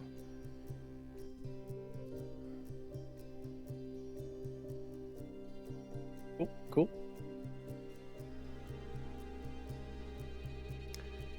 So with that information, does that change what people want to do with the searching holes in the side of the island or going to Kiwi? Maybe we should stick together. Yeah, probably look at for the lady. Yeah, I agree with that. Yeah. Air quotes, lady. Things No, we quickly got went. something. Yeah, go ahead. Let's say now we got something supernatural potentially chasing us or following us. Maybe we should stick together. If you guys. Things quickly went from, oh, it's just an investigation, we're having no leads, to, oh, Elias had this really weird conversation with a woman on an Insight 13, and like, oh, Josh is just wasting our time role-playing with this NPC when there's nothing funny going on. And then all of a sudden, the soundtrack shifts in the horror movie. The violin strings begin to get pulled. You hear the thumping of the timpanis for your heart. As you lot go from this, we're gonna split up. Hey, we're just gonna go this way. We use the telepathy to regather up quickly. How do you lot want to go about trying to find this non-human, supernatural old woman that seems to be interested in what you're doing and misleading your investigation?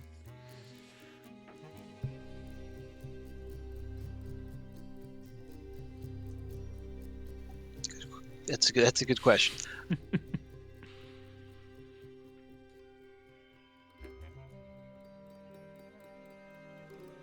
I do not have any kind of tracking skills, so I do have. See if I have it prepared. I don't know if I do.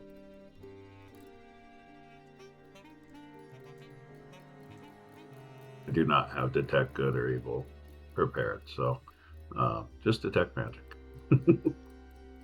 I could run a ritual detect magic real quick and see if there's any magic in the 30-foot radius of this area.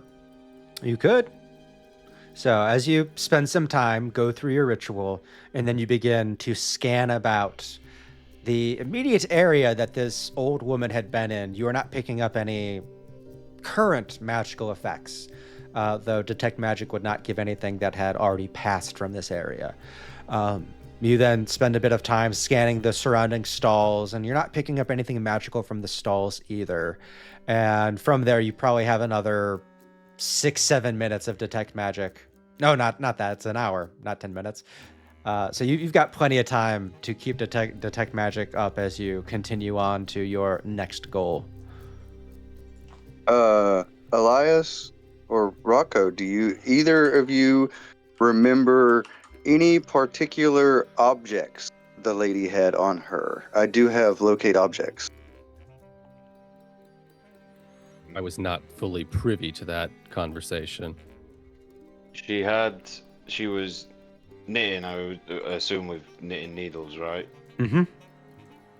So she had knitting needles and thread. Not Any exactly chance you remember the specific color of thread? I don't know if that would.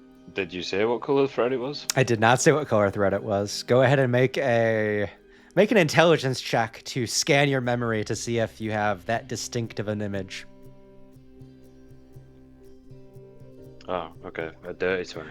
Okay, as you think back on it, you are a keen and aware individual, as you are a soul knife rogue. You have this untapped potential within you of hyper focus.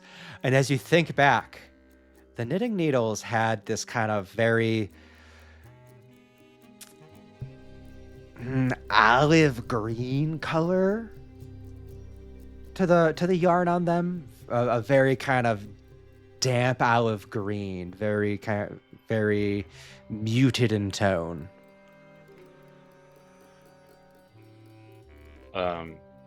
Yeah, I'll tell you that.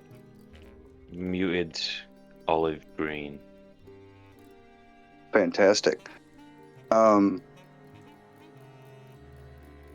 Then I will use locate object, and I will be thinking specifically on the knitting set and thread that this old lady supposedly had, or a supposed old lady had.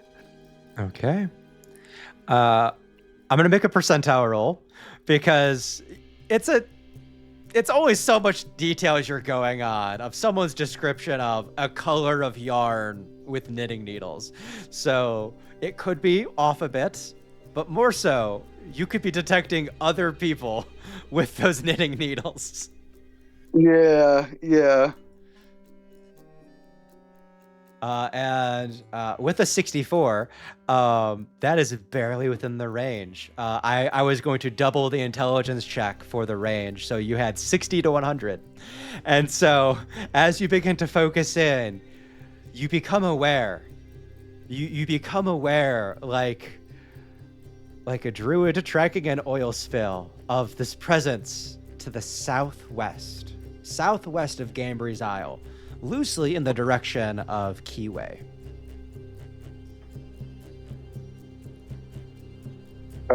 This way, guys. And I'm just gonna start walking off to the way that I sense it. Okay. With that, are you going to be walking across the water with your water walk spell, or are you going to be following more of the platforms and interstitial bridges and things that connect the rest of this map unseen?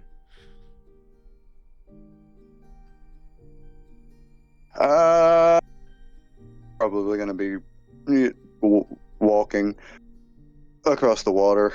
Most direct path. Did the water walking They'll cover my Norris, or Yes. is it Yeah. just me? Okay. Yeah. Then we Okay. can walk straight across. Okay. Yeah, that way we can walk in a straight, like as much of a straight line as possible, using the spell as like a very good radar, as opposed to like having to weave around the point of interest. Okay. Someone pinged on the map a moment ago. Who pinged? That was me. Okay, and what did you ping? The X. I figured these X spots were something. X's are the wells that I point out, like the travel chambers. The I refuge. think part of me thinks this creature is somehow using them to go above.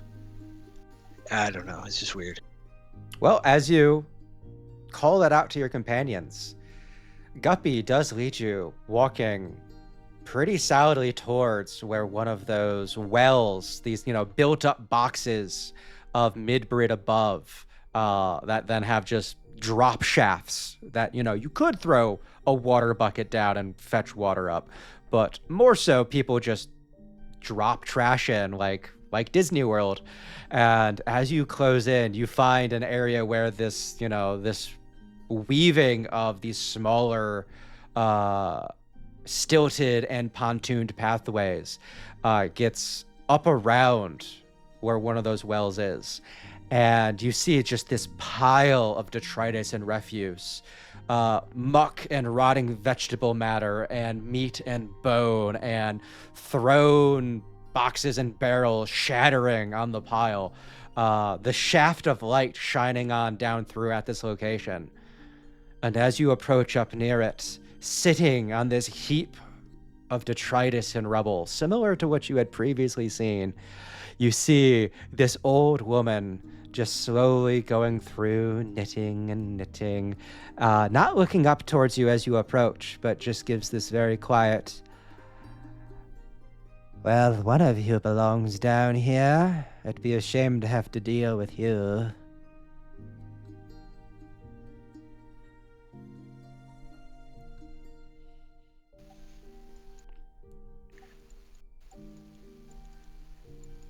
And are you the one that's been preying upon these poor unfortunate souls down here?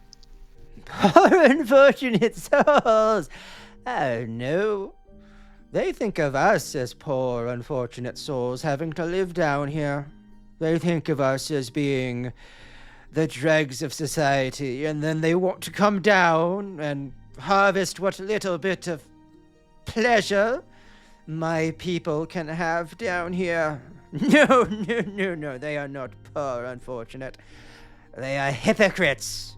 They are wastrels. They are polluters. And so they shall have what they sow.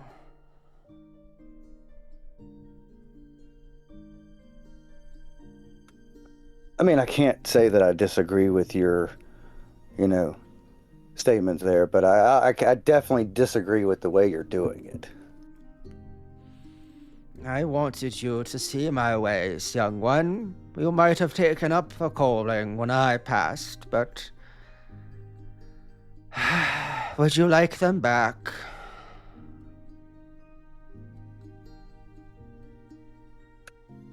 You didn't kill them?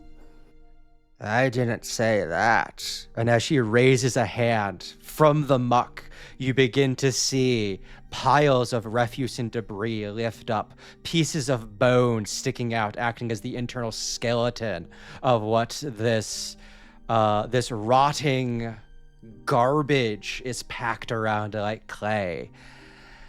I guess we'll deal with you now and then continue the business later. I need you all to roll initiative if you have not done so already, as we enter into the climax battle against Olive the Muck Maven. How did you roll a 0? I have a -1 to initiative. A nat 1 on initiative. Okay. Maybe I'll use my inspiration for that. You definitely can.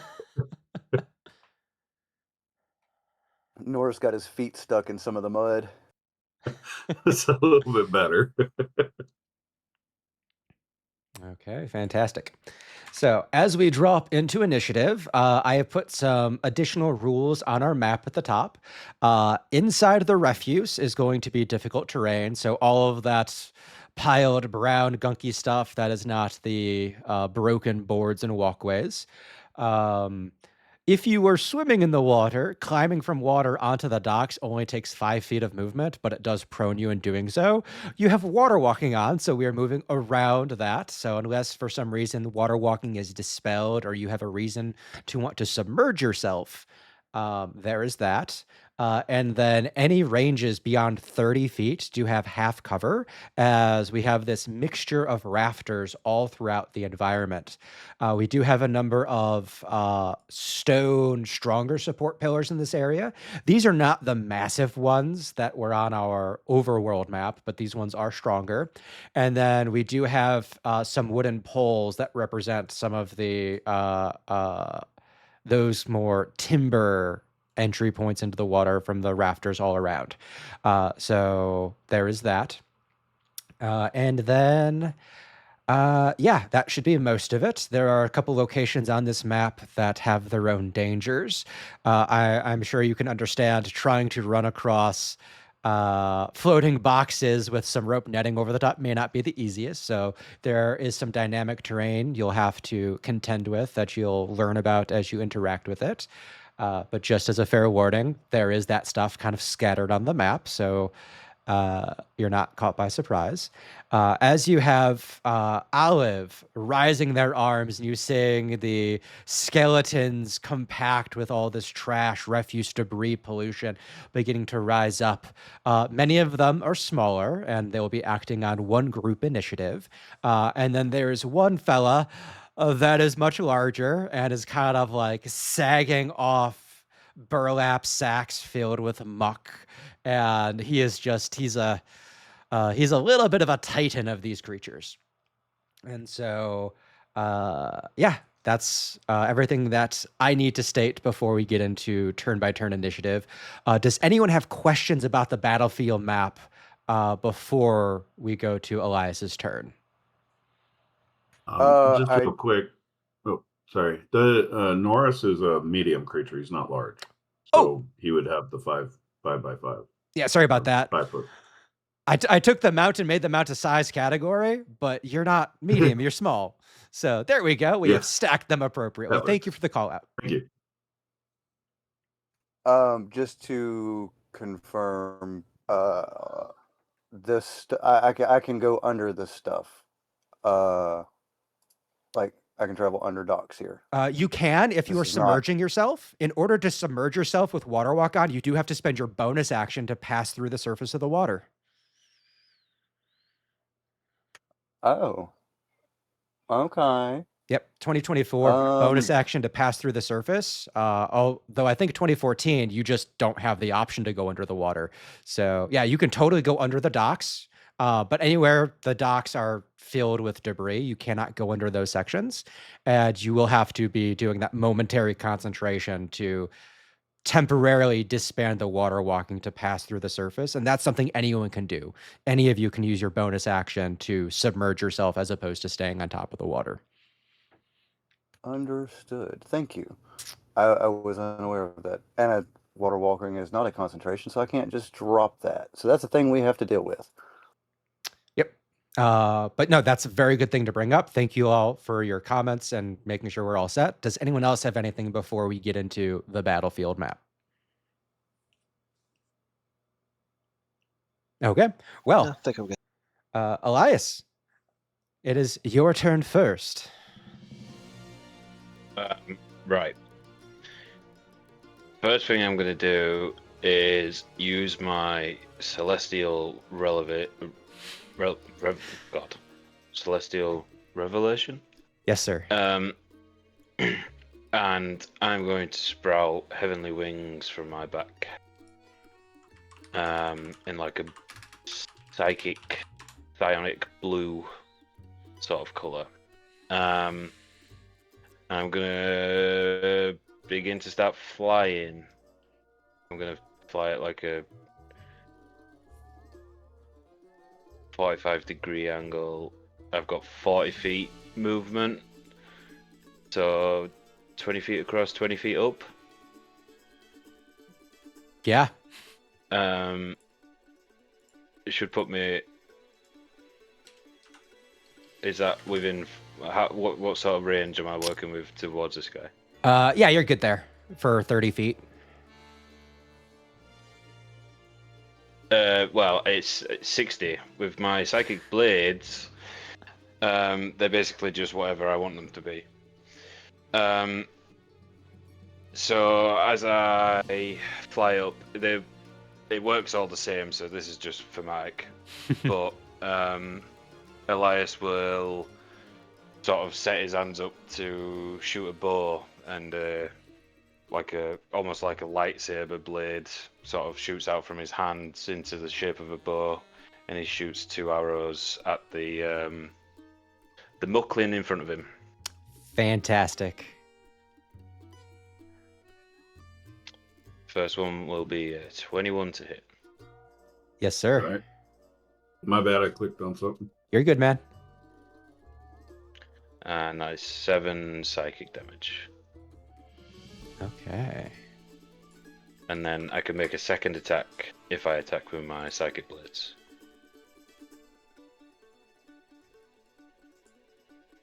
This will be a 16 to hit. That also will hit.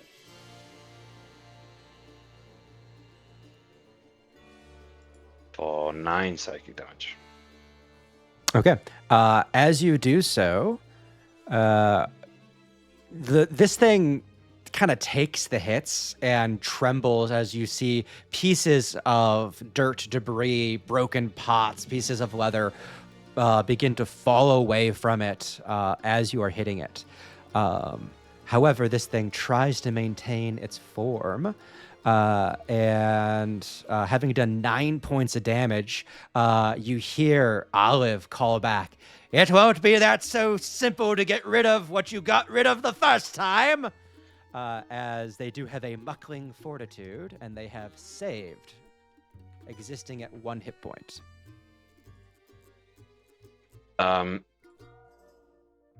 Okay. I'll just shout back. I'm not even from Midbridge. And that's the end of my turn. And that might be the problem and why she doesn't like you. Rocco, we go to your turn as you are seeing someone using this pile of debris for the most heinous of things. Been a long time since I saw something new on the job. So I'm standing on water. I will 1, 2, 3, 4, 5. I will scurry on up to this muckling here. No difficult terrain in there. No difficult terrain in there as you easily step from water level like 2 feet up onto the rafters. And I will dig around. I've got this like a second quiver on my back that doesn't have arrows, just like a large leather tube, and there's like a bunch of small metal handles sticking out of it. I reach back there, both hands pull 2 out, and they're like repurposed fire tools. One's like a little shovel that's been smashed flat and like a blade put on the edge. The other's just a little hook. So I'm pulling out a war pick and a battle axe, essentially. And I will begin just flailing at this creature of garbage. So I have extra attack and I have dual wield, so I will do action, attack, and then bonus action attack. Awesome. Right. That'll be 2 with the battle axe. 15 hits. I'm sorry. That was me. Oh, 20 hits. I might just... Okay, cool. There's that. And that. And that. 16 hits. So 20, a 13, and a 16. Okay, so the 4 damage will go in, the 4 damage will go in, and then the 16 to hit with your What's the war pick look like again? It's a little log mover, little fire hook. Okay. How would you like to tear apart this pile of debris with the log mover as the muckling fortitude fails? I got like one slash into the neck, and then I got the pick in there right in the top, and kind of pulled it off to the side, and then hit it again with the slash to kind of get it off there. Okay. Anything else on your turn, sir? Nope, that's my economy. Okay. With that, as we go to Olive, after chortling at Elias, seeing Rocco come in and fire pick and shovel just working through debris, as you do, there's just this slight look of concern as she goes, "All right, take care of myself, take care of myself." She turns to the muckling next to her, grabs it, and then slams it across her body as Olive is going to bonus action assimilate muckling. So she will destroy one muckling, and then she will gain temporary hit points equal to the amount of health it had left. As she assimilates it, it grows across her into these like almost sun-baked terracotta sheets and chunks of dried leather, rusted nails just poking out everywhere. While she has these temporary hit points, her armor class also increases by 4. So she assimilates a muckling, taking care of herself. And then she turns back towards Rocco. And as you are closer to her, she is going to step up, groan as she gets up on this walkway, closing the distance. And as she does so, her hands trail behind. And as they move up and forward, you see that she's pulling these trails of rotting garbage as she flings right hand, left hand at you. She is just within 30 feet, so you do not have half cover. And the first sludge sling attack is an 18 to hit. Hits. You are going to take 19 poison damage, and then you are also going to be covered in bile. While covered in bile, the mucklings have advantage to attack you as they are already partially on you. In order to get rid of the bile, you may remove it with an action or end the round submerged in water. Understood.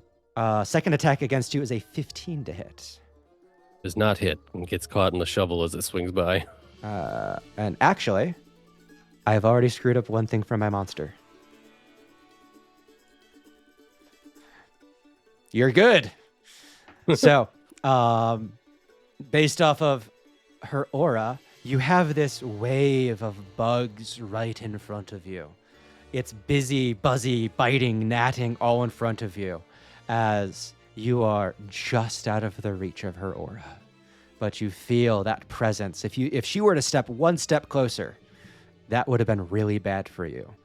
However, wanting to defend herself, she then moves back further away, making the most of her movement.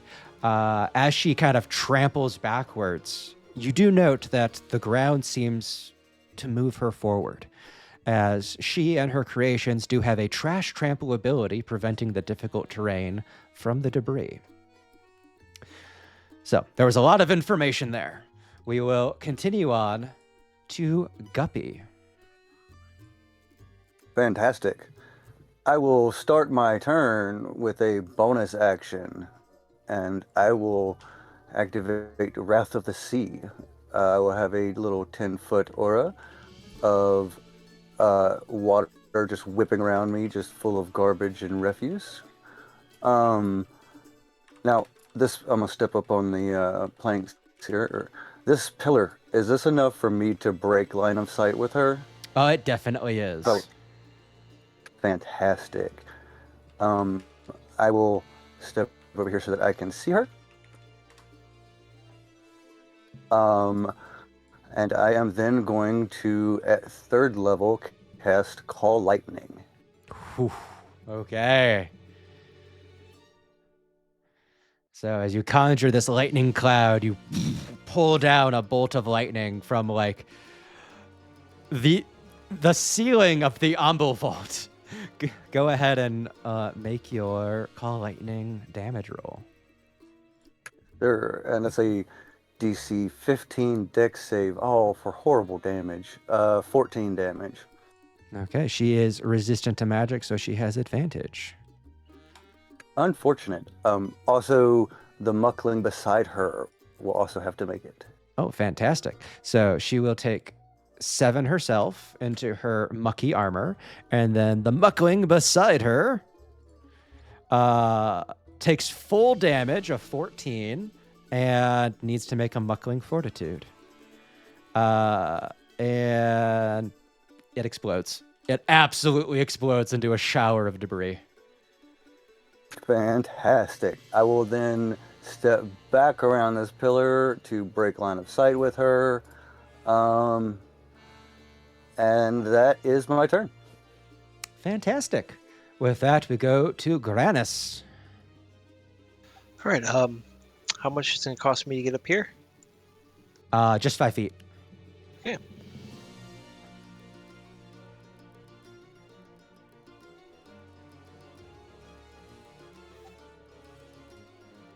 Okay, I'll go here.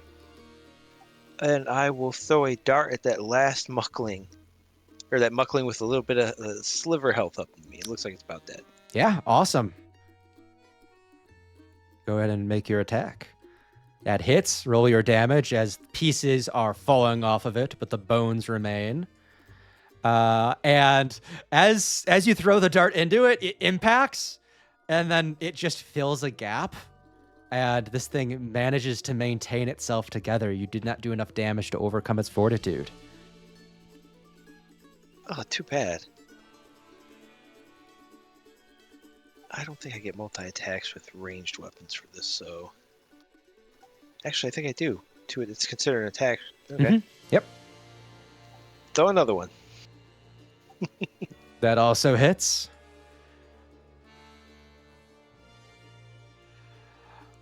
And you're adding back to the collection of things thrown down in the Umble wastes as this thing is maintaining its form. All right. I think that's it for me. Okay, with that, we will go to our big hulking refuse rotter. This thing will trample itself forward. This thing does have trash trample, so it is not slowed. As it will get up to Rocco. And then it is going to use a clinging clobber as it swings out at you. This is treated as a muckling for the bile. So that is advantage, and that is a 23 to hit. Hits. That's going to do 17 bludgeoning damage and grapple you. To escape the grapple will also be an action to make a athletics or acrobatics to do so. So as this thing slams into you, the muck already on you, reaching out to attach to this thing's arm, and then it just grabs you with new appendage fingers that were already upon you. How are you looking after the hits you've taken, Rocco? These are not rats. Rocco is out of his element and getting battered. I'm well into bloodied.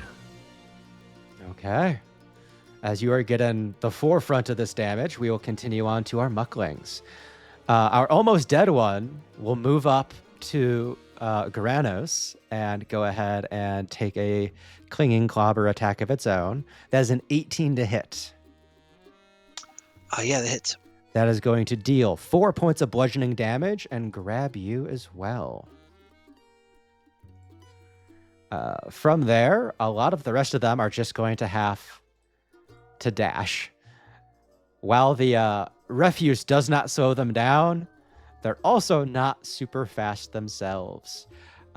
This one is going to attempt to walk across the boxes, as it seems to be trying to get back to Guppy as fast as possible, but is going around the water. For its acrobatics, it slips, it falls, it splashes into the water. And then that is going to be its turn. This muckling will move up to Olive. This one will move in front of Olive, and they're both going to begin to spread themselves out wide. And as they thin out, some of the harder pieces of trash, the pottery, the plates, begin to surface as they're going to increase their defenses by taking the dodge action. And actually, and the final one is going to attempt to get up to Guppy as well. He will also have to make an acrobatics, which he succeeds. So he will continue on dashing up to Guppy. I believe that is all of my mucklings as they move forward, as we finish off the round with Chuck. All right. Well, I was really sad to see that accidental crit come out. Let's see what I can move here. Can I move through Rocco here? Moving Get through there? allies is difficult terrain, so it'd take you 5 more feet, but you could. Okay. Norris has 40 feet of movement, so he should be fine to go that far. No problem. Okay. And then, of course, I was riding him. So, and then I'm going to take a moment to. Is this an action or a bonus action? The Celestial Radiance. I believe that's an action, but they may have changed it in 2024. It is a bonus action. Cool. So bonus action, Celestial Radiance, and I am going to do the necrotic form. Trying to find where that shows up in my character sheet so I can click it. You use it. You don't have to necessarily click it. We know you're using it. Okay. But that creates the I'll bring it back up here. The eyes briefly become pools of darkness, and flightless wings sprout from my back temporarily. Just a dark, shrouded wings come out, and then creatures other than my allies within 10 feet of me must succeed in a charisma saving throw, or have the frightened condition until the end of my next turn. You said And charisma? that is, yes. So that would be a 14. The two mucklings got 15s, and the refuse rotter got a 6. 8 plus. Here's one more. Oh, yeah, it's a 13. Sorry, but yes. Okay, the little one's oblivious, though the big one sees you as a threat and trembles. Heck. And then I am going to attack with my warhammer on the refuse rotter.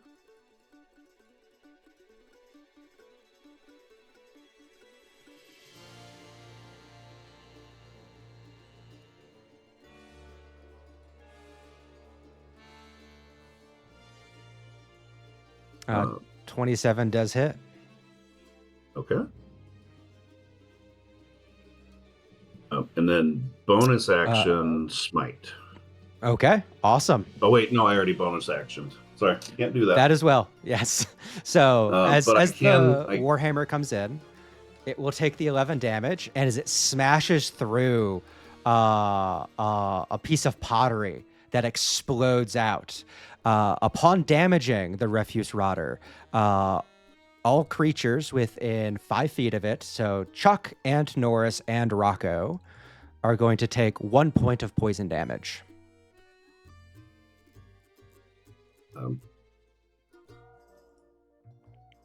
So taking that damage upon both your creatures as well as Rocco. You may continue on with your second attack if you wish. Norris, being a construct, is immune to poison. Oh, fantastic.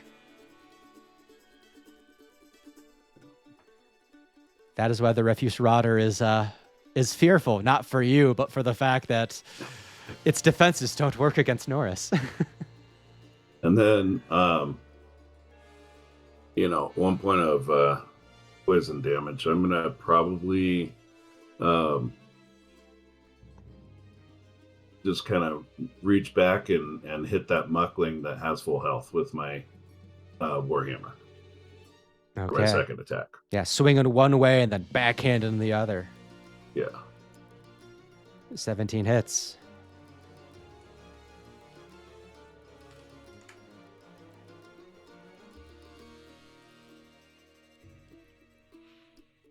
Fantastic. As you clobber into this thing, part of the body falls off. Anything else for mechanics or narrative, Chuck? Well, I think I'm just gonna end that turn there. Okay. With that, as we reach the end of the round, we check for end of round effects. Rocco, you are not submerged in water, so you do not clear the bile condition. However, one muckling is in the water. As it begins to dissolve, taking 5 points of acid damage, doubling to 10 for their vulnerability, as you literally watch all of the grime, the sediment, the clay, the silt that is like packing together the bones with the garbage is just leaking away. And then we reach the top of the next round for Elias. Right. I am going to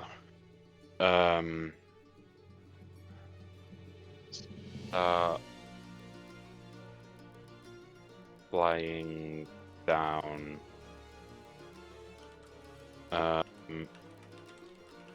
So I was 20 feet in the air, and it takes me 30 feet of movement to get there.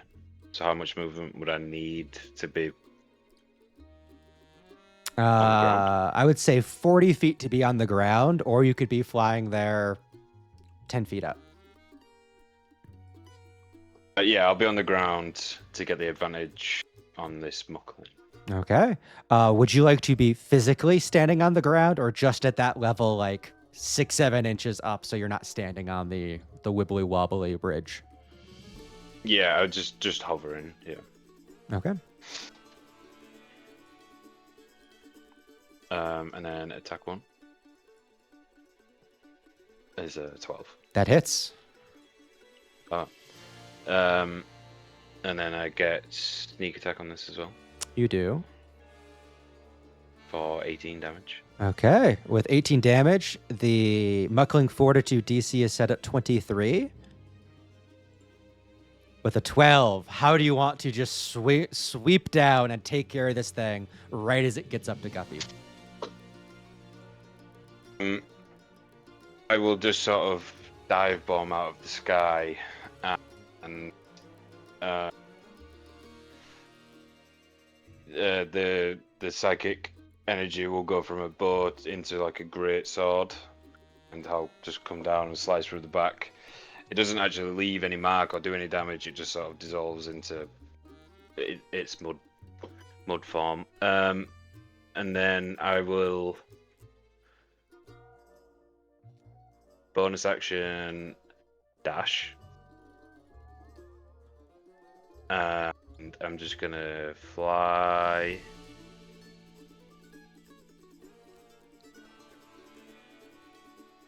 like up and over all these lot. So 5 feet up, over, 5 feet back down. And attack this muckling now with my second attack. At advantage.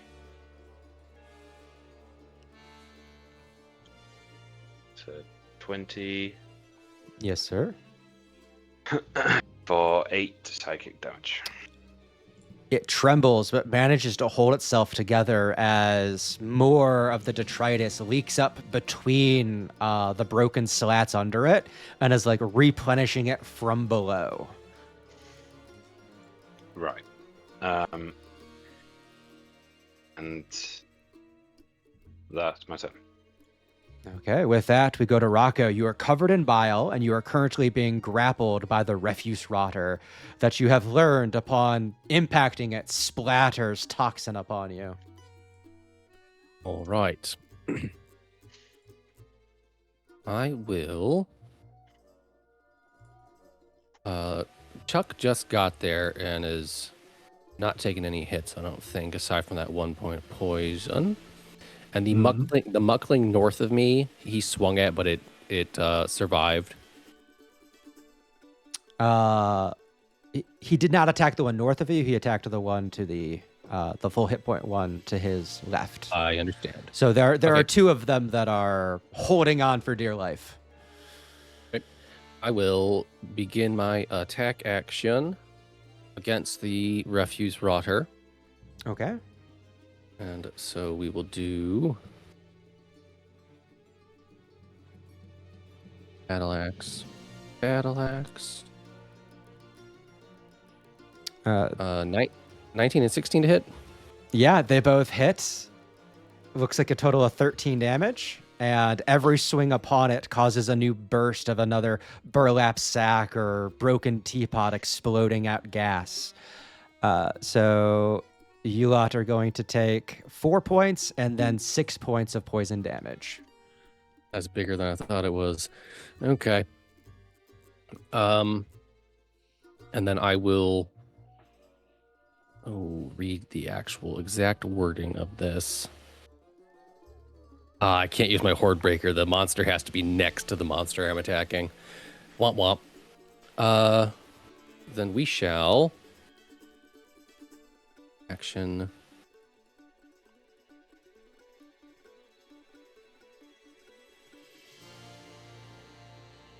I say bonus action potion, but we don't have any potions.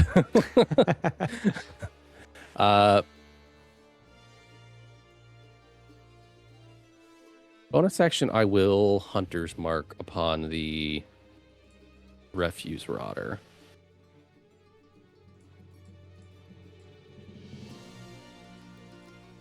Okay, what does it look like as you do that? It turns out there was like a little fishing hook attached to the end of my thing, and it just kind of got stuck there. I got this like little line of thread, this ultra fine spider silk magical fishing line connected to this creature. Fantastic. Anything else, narrative or mechanics on your turn, sir? No. Rocco's definitely looking really panicked and kind of real beat up. Okay. As you begin to panic, we go to Olive, the Muck Maiden. And Olive kind of calls out, "You pretend to be on the side of life, but you choose what life you're on the side of." And then she begins to incant out a spell. She is going to cast Insect Plague. So that is 1, 2, 3, 4. 1, 2, 3, 4. So all around all of you, an entire swarm of mites and flies and locusts and scarabs and so many creepy crawlies begin flying through the air. While Insect Plague is up, you lot need to make a Constitution saving throw when it forms, as well as when you enter the spell's area or end your turn there. So I need everybody to make a Constitution saving throw DC 14 against the Insect Plague.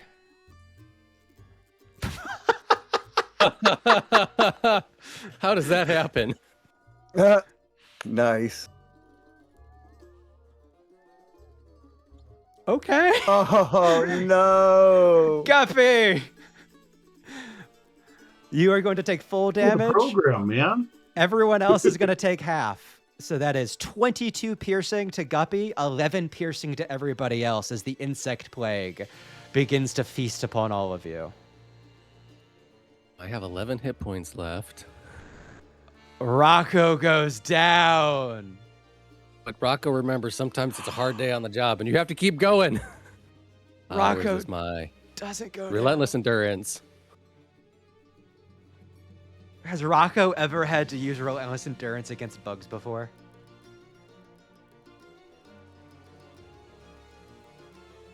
Only maybe in the instance where it's a exhaustion, like an endurance exhaustion. He's trying to get this big old scorpion that's running away, and he just cannot catch it, and he just runs himself down to 0/1 hit points.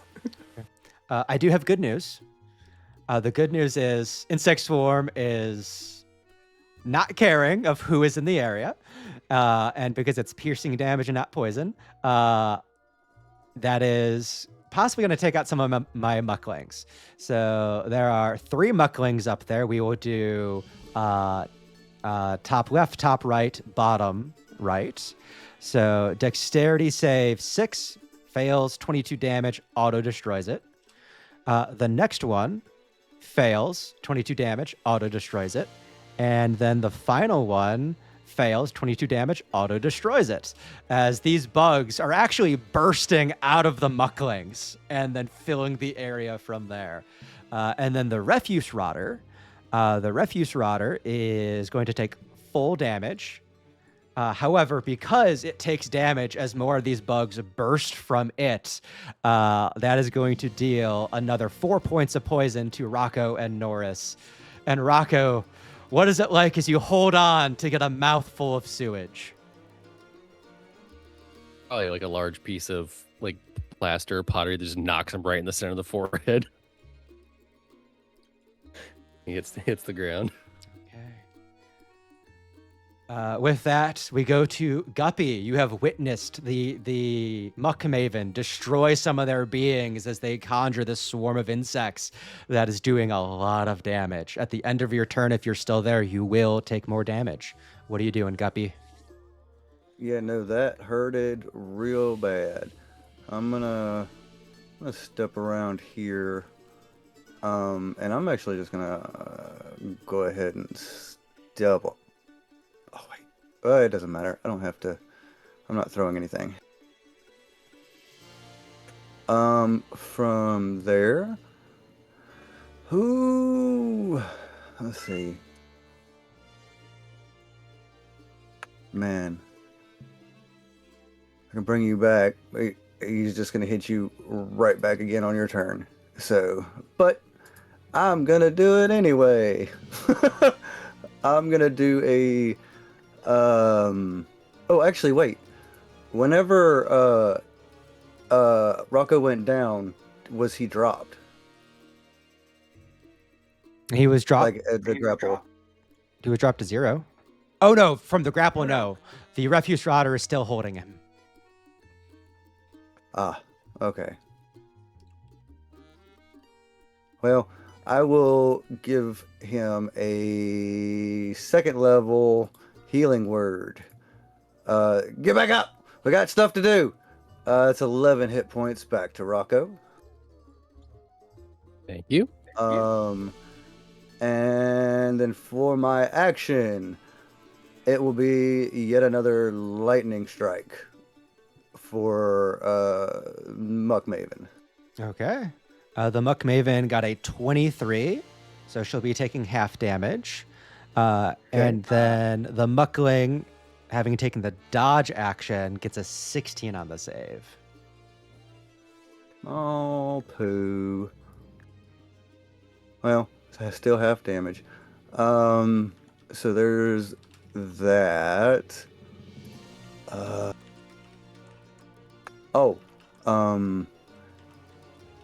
That second con save I made there was for the concentration check on the insect plague. I appreciate that. And that's my turn. I do need you to roll damage for Call Lightning since it's still half damage. Oh, right. I actually have to do that.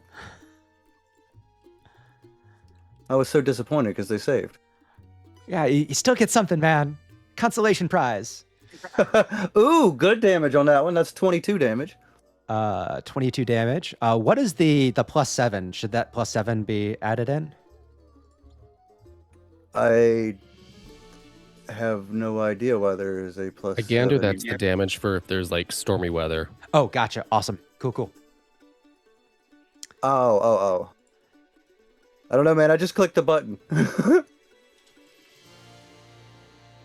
Okay, so the Muck Maven is going to have all of that additional detritus armor blasted off of her. She takes some damage to her actual body. But unfortunately, because of their dodging back and forth, their increased plates, almost like a bullet-resistant vest, some of the pottery shatters on the muckling behind her, but it manages to hold itself together long enough to stay standing after that lightning strike. And then, Guppy, just confirming that is the end of your turn? Yes, sir. Okay, we will continue on to Granis. Granis, you are covered in bees and wasps and flies and gnats. Yeah, this ain't a good place to be. Before I get out of here, I'm gonna try to reach up and throw a hand of healing at poor Rocco.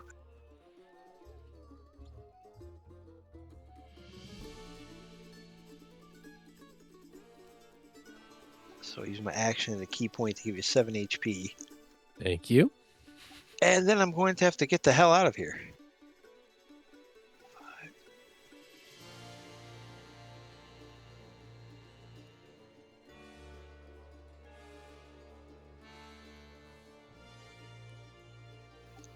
Okay, I think that's about as far as I'm willing to go right now.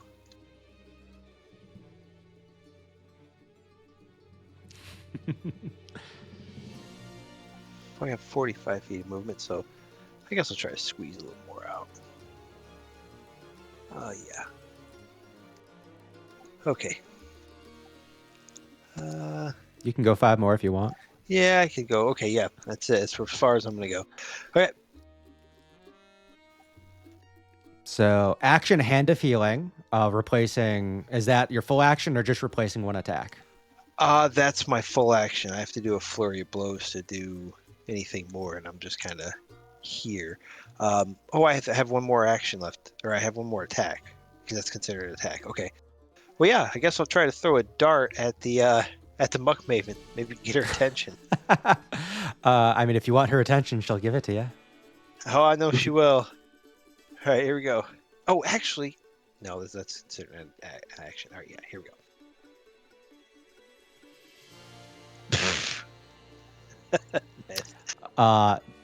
It gets caught by some debris that lifts up in the air in front of her and then drops back down to the ground as she is going full witch on you. Okay, that's it for me. Okay, with that, we go to the refuse rotter. The refuse rotter, still grabbing Rocco in one hand, takes its other hand and punches out at Chuck. Actually, even it's odds. still frightened. It is still frightened. Yeah. So that would be disadvantage. And I was actually going to roll to see whether it was Chuck or Norris. Odds, Chuck, evens, Norris. Odds, Chuck, it will target you with the higher armor class and disadvantage. That is a 11 to hit. That does not hit. What's it look like as this thing misses you with its offhand? I just kind of lean back slightly and just smirk at it like, what? Okay. With that, that is the end of the refuse rotter's turn. Ending in the insect plague does require it to make a save. It succeeds, so it'll take half damage, down to 14. And as more of these bugs are just bursting from this thing's body, generating more and more, that is going to deal another 1 point of poison damage to Chuck and Rocco as you continue to get hit by its pollution splash. With that, we will continue on to the Mucklings. I think there's only 2 Mucklings left. One of them is going to move up on Granis, actually crawling underneath and then coming up the other side for its trash trample. And no longer dodging. Oop, it is going to... It's going to make an attack. So, Clobber Clang on Granis. That's a 7 to hit. Oh, that misses. And then the other one is going to stop dodging as well and move up to attack at advantage. That is a 21 to hit. Mm-hmm. You once more are going to be grappled. And you are going to take 4 points of damage as this thing punches you with a wagon wheel. How you looking? Pretty good. Not bad. Not bad. Okay, with that, we'll continue on to Chuck. Chuck, you see that Granos is beginning to get surrounded by these creatures, but Rocco is still in danger of being held by the refuse rotter. Well, I absolutely cannot stay in this area or get hit by that poison again. So, Rocco's been healed up a little bit from a couple of people, right? He got some healings. So He's got some fight in his wings. yeah, I'm gonna kind of take off this way. I know that's gonna do an opportunity attack from the refuse rotter probably, but it still should be disadvantage, right? Yeah, if it's until the end of your next turn. Yeah, it's till the end of my next turn. Yeah, still disadvantage, misses for a 9. Okay. And then I got to make sure I went to the right spot here. You're fine. Okay.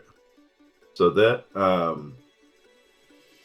it's 20 feet to the Muck Maven, right? Yeah, so you're clear of rafters. Okay. And then I'm going to pull out my hand axe and look at the Muck Maven and say, "Hey, I'm Chuck. I got a delivery for you." And I'm gonna throw my hand axe at her. Okay, make your attack roll.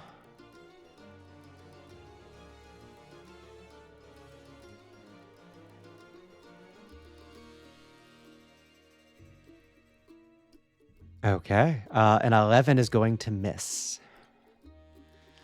Okay. A rotting book well, catches it in the air.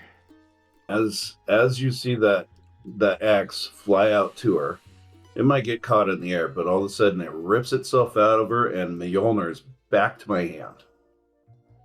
It's a returning axe. Fantastic. So I'm going to use that same hand axe and try to throw it. That's like, no, it's supposed to be delivered to you, and I'm going to throw it again. Return to sender. Return to sender. 18. Okay, that hits. I need you to roll damage and then roll a dexterity saving throw for me. Okay. When it hits, I'm going to also do a divine smite on it. Totally.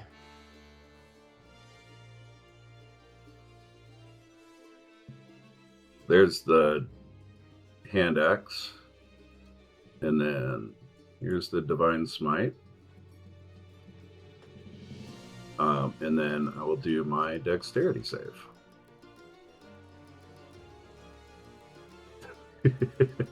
Okay, so I'm going to tell you a bunch of mechanical things for you to tell the story.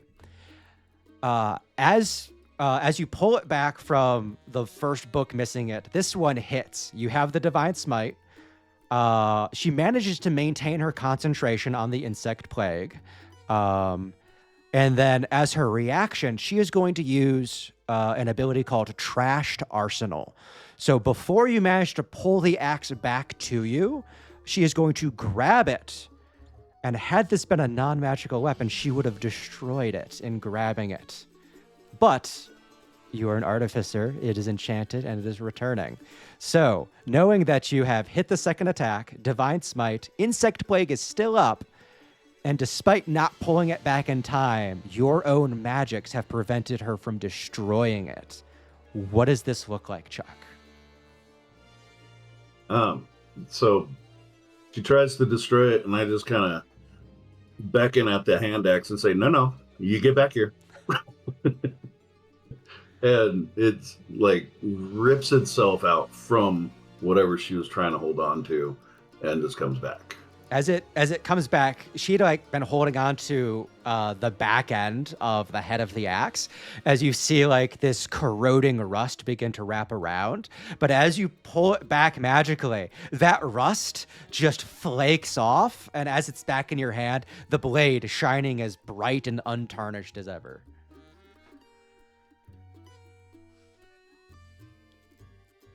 And then that would be the end of my turn. I don't know if I think the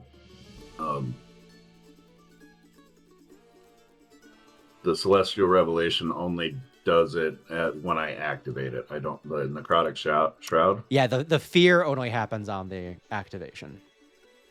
Okay. Yep. So then, yeah, that would be all that I have.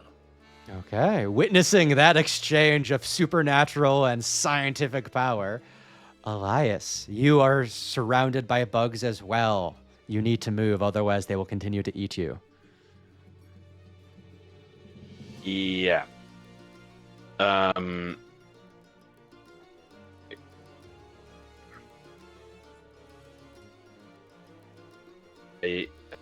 I'm just in a bit of a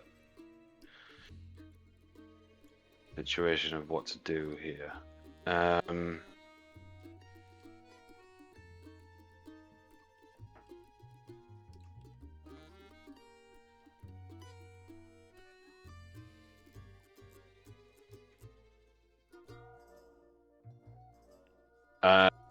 going to try. I'm gonna.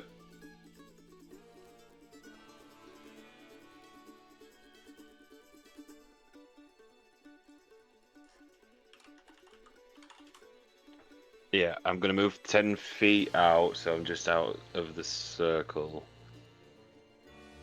And then I think I'm just gonna throw 3 daggers at the Muck Maven. Okay, you are just inside 30 feet, so rafters do not get in your way. So the first one is a 13. Misses. She just steps to the side. Second one is a 20 That one hits. for 8 psychic damage. And that is going to break the insect plague. As she sidesteps one of these blades and the second one hits her, how does your psychic blade put an end to her control of the ever-growing insects? I'm aiming for her head, and as the blades sort of get to her and hit her in the head, it just sort of fills her mind with.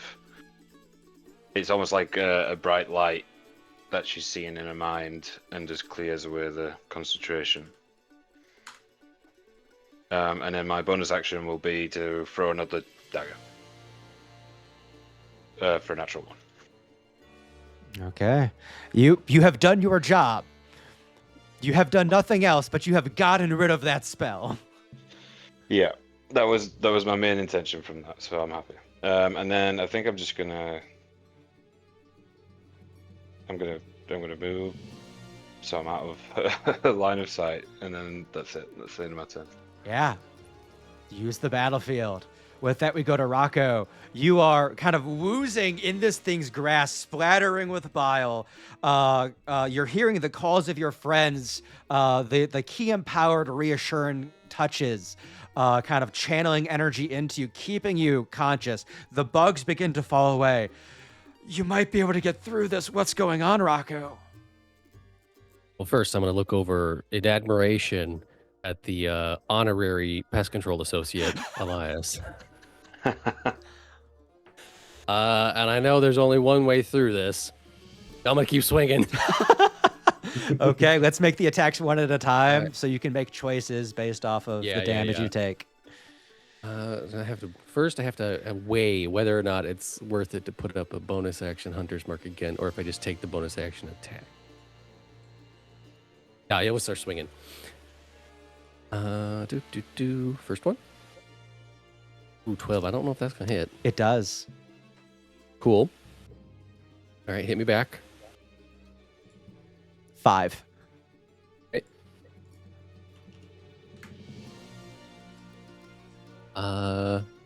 I will finish my attack action.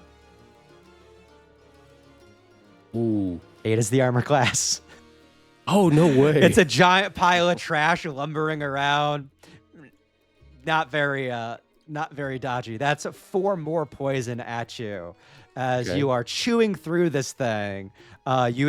Essentially, it has no more stomach. It has a chest cavity that is leaking out. It has some pretty thick thighs and knees and calves right now. But there's very much that hourglass shape that everybody wants. It's got it to a T. Okay, well, I'm going to swing up with the pick towards the head again. With my bonus action. A 23 will hit. As the pick enters the head, you'll get hit with 6 poison across you. I'm still up. And its Muck Fortitude will kick in, looking for a DC 15 to survive. That is a 23. It is at 1 hit point as the crook of your fire poker is in the head. You jostle it free as this rotting sack of beans just scatters down from where the brain should be, spittling all over you, and it's just there, just existing. Beans. I hate beans. Okay. My action and bonus action. It's got 1 hit point. I've got 2. We'll see what happens. Okay. With that, we'll go to Olive, the Muck Maven. And seeing that her defenses are waning, 1, 2, 3, 4, 5. Let's get this full movement. Olive is going to, unfettered from the trash, is going to move 5 squares up to here. Is going to bonus action, assimilate Muckling. So she is going to regain all of its hit points as she covers her body with this now muck armor. She will use her final bit of movement to step there. And as she comes up forward, Norris, Granos, and Elias, you feel this wave of gnats and pestilence as you are now all in her aura of pestilence. While in the aura of pestilence, you have vulnerability to poison damage, and if you had resistance, the resistance is nullified. If you're immune to it, you're still immune to it. And as she moves into that positioning, she is going to take a slam attack on Granis at advantage. That is an 18 to hit. Yeah, it hits. That is 6 bludgeoning and 19 poison, double to 38 poison. That takes me down. As she comes around behind you, she just drives through, picking up, assimilating like, venom or carnage, this bit of gunk, and then tirades it over you in this concentrated pollution. As she does so, those of you not native to down here do not belong.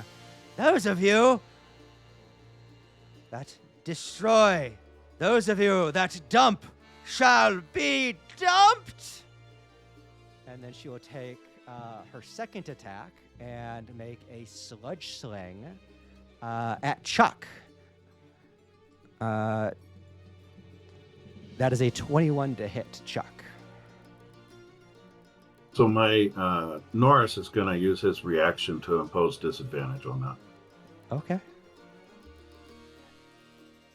And with that, Norris, what does Norris do to save you from 44 poison damage?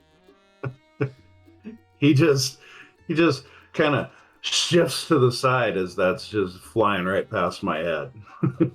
Fantastic. Yes, good job, Norris. And that is going to be the Muck Maven's turn as she is armored up, assimilated, driving Granis down, and then doing a full cavalcade of toxin all around. we continue on to Guppy. Guppy, you previously moved back out. You are the one safe from this danger. What's going on? I'm very safe. I'm gonna stay that way as I walk down this way.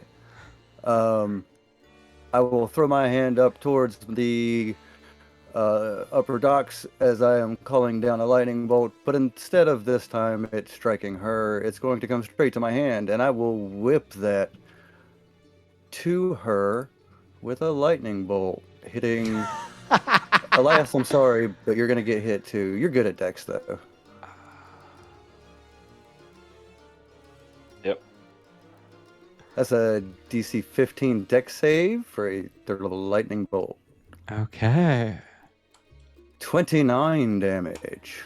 She is going to evade it, grounding it around her with her 18. So she's only going to take 14 damage. The 14 damage does completely blast away her armor. Barely hits her, but completely blasts away her armor, drops her armor class back down.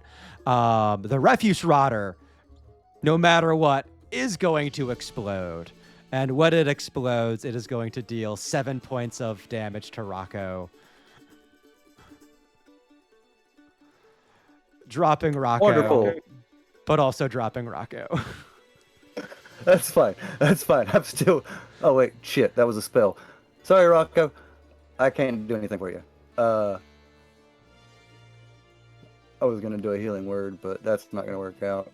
I will instead... bonus...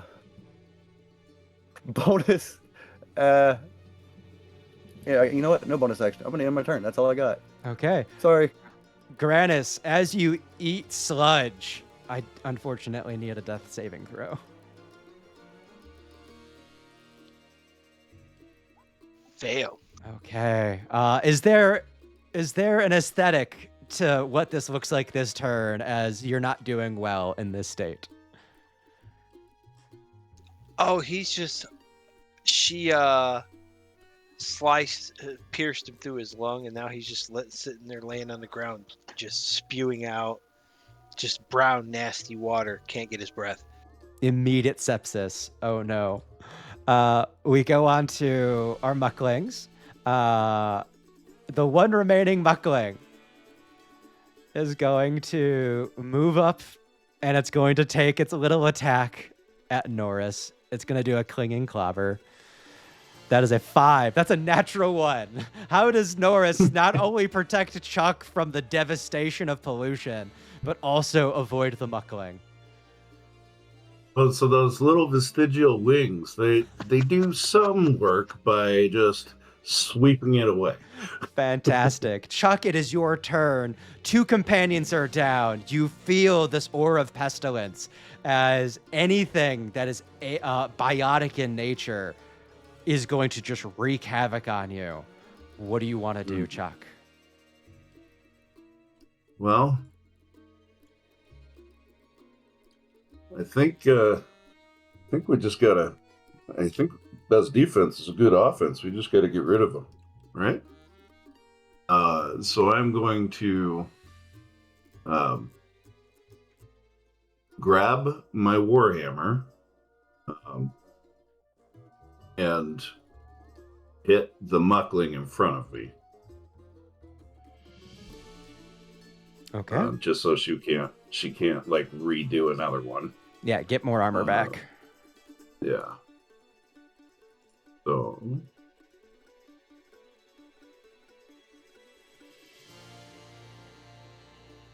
okay. That is a hit.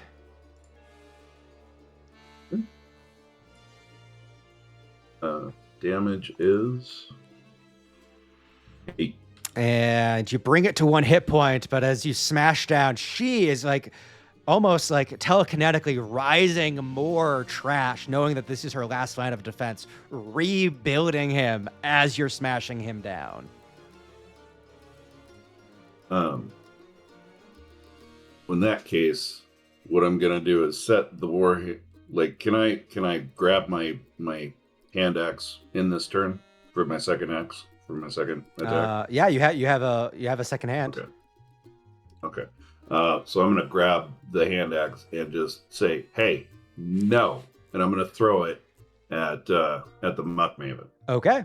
Because of the creature between, her armor class is too higher for half cover, but you definitely can. Okay.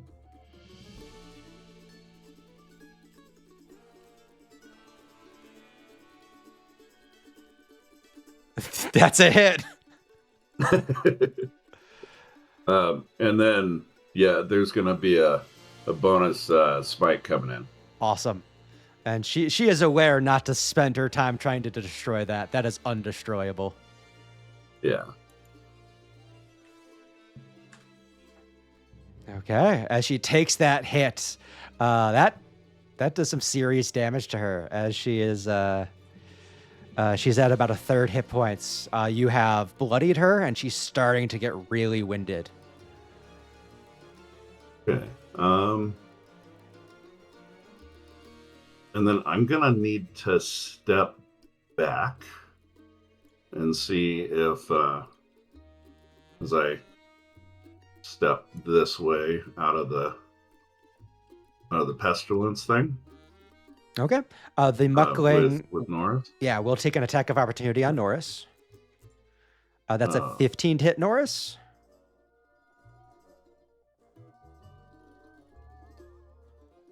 I'm looking at his stat block real quick. You're fine. That does not hit. It does not hit Norris. Okay. He's got a 16. Okay, you back out.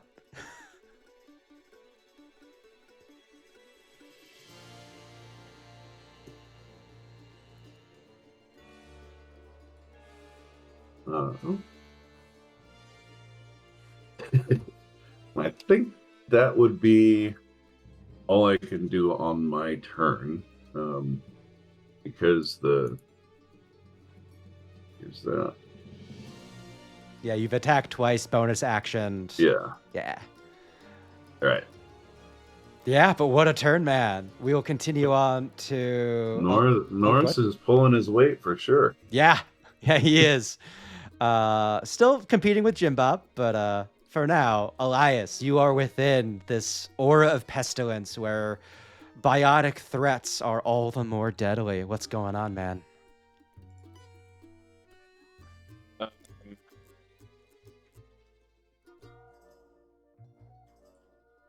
Right. I'm going to use my bonus action to steady aim. Okay, going for the kill. I've just read something. I do an additional 3 radiant damage when I have my heavenly wings out. Yes. How many times have you hit her? Just once? Just once. Okay, well, we'll pop another 3 damage on her now. New character, you're learning. So the first Psychic Blade with advantage is a 20 to hit. That hits. So this will have sneak on it. Good numbers. So that's 22 psychic and 3 radiant, so 25 total. She takes it, crumples down to a knee. Doesn't have the ability to assimilate the muckling yet, as she's just grabbing chunks of ground, trying to put it on her, as she herself is beginning to melt, trying to refuse to die. She's at the brink. Steady aim only gives me advantage on my next attack roll, so this Correct. next one will just be a straight roll. For 25. That'll hit. For 10 psychic damage. And knowing that the muckling will be dropping with her, as she is just shoving refuse onto her, trying to stay alive, how would you like to finish her off? The first Psychic Blade will be a dagger, and he'll sort of underhand throw it at her knee so she goes down to her knee, and then he'll pull like a spear javelin type thing off of his back psychic energy still and just throw it straight into her chest, and it'll just sort of dissipate as it hits her. Okay. As she begins to fall, you lot have one final threat, which is the possible death of characters bleeding out. Rocco, I do need a death saving throw.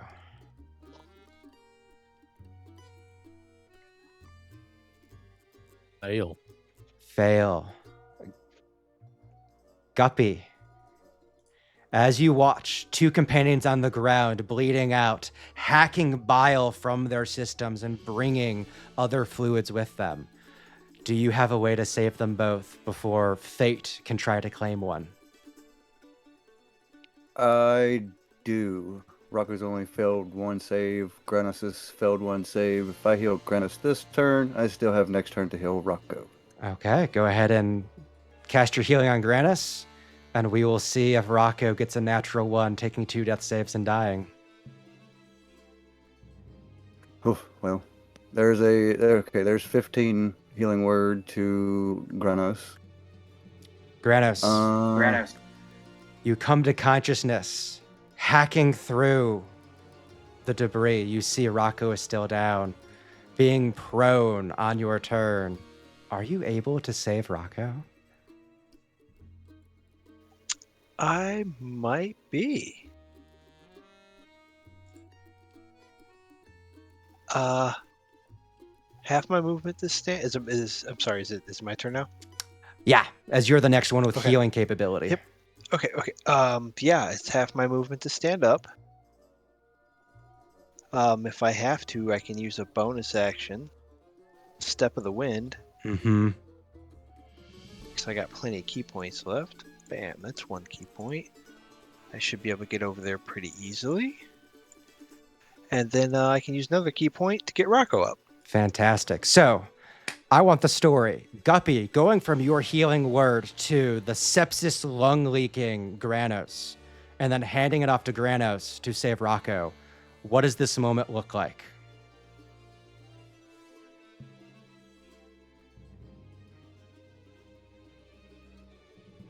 My healing word for that one, since he's sepsis, that one was that it was less of a word and more refuse water going into him and pulling refuse out with it.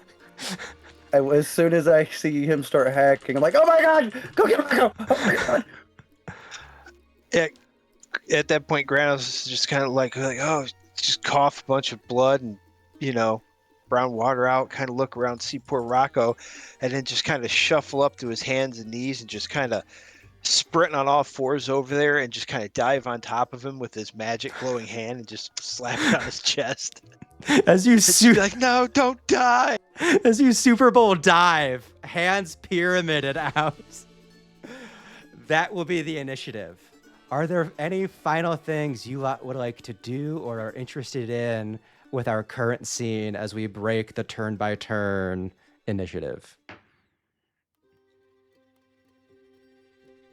Well, I'd definitely like to inspect the muck maven after that. See if she's what's around there. As you go there, you see that she is melting away, disintegrating.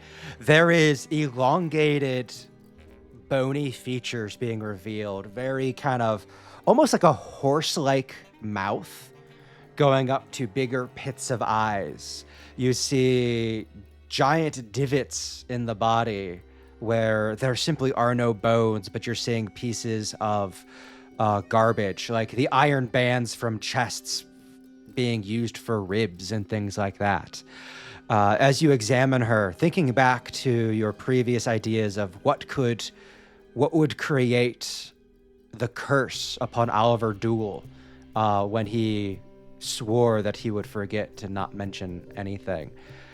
This seems to be some form of urban hag that is slowly breaking apart and dying.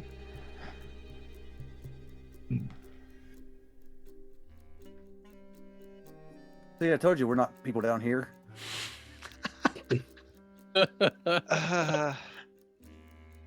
Oh, return her to sender, I guess. can take a look around. Her corpse, but also slowly over time, this area, like for signs of the missing people. Yes. As you go through the piles of the creatures you have destroyed, you are going to find bones. You are going to find scraps of clothing.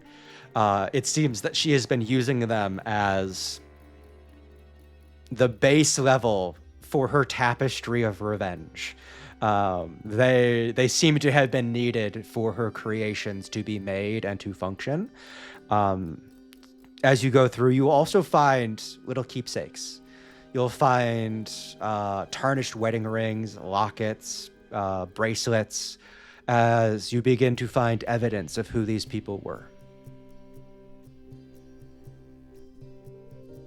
I would, as they're going around, do the ritual detect magic and just kind of look and see if there's anything that would spot around that platform that she was on. Yeah, as you go digging through, and quite literally digging, as total cover will get in the way of detect magic, you end up finding a stick. Mostly straight with a slight bend and crook to it, but it wides out at one end. As you spend a bit more time with it, using identifying type magic, you will come to learn that this seems to be some form of dowsing rod. That someone was looking for something. And whether it was from the Muck Maven or to the Muck Maven, it seems that this dowsing rod is related to this hag's presence here in the Umble Vault. Oh, those dowsing rods don't happen to have the initials TT on them, do they? They do not, unfortunately. No Tower of Taziak dowsing rods being found here. Wow, that went right over my head.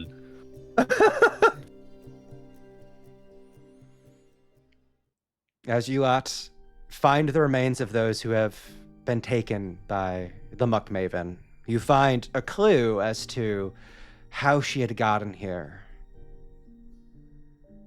You have done what you set out to do. You have saved Umble Vault from more people going missing, though unfortunately you could not save those that were already taken. As you make your way away from this refuse pit, leaving the beacon of sunlight coming down from above, I simply want to open it up to any epilogues you have for your characters going forward from this moment.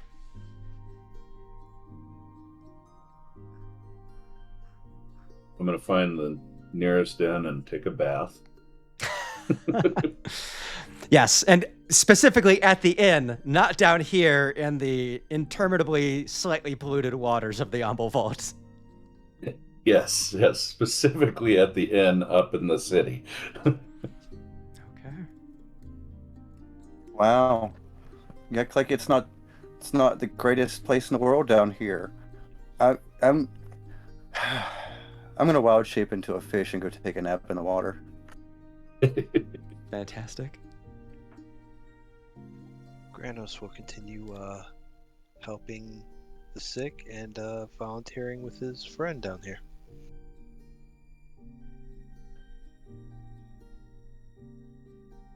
Rocco's gonna... Oh, sorry. I think Elias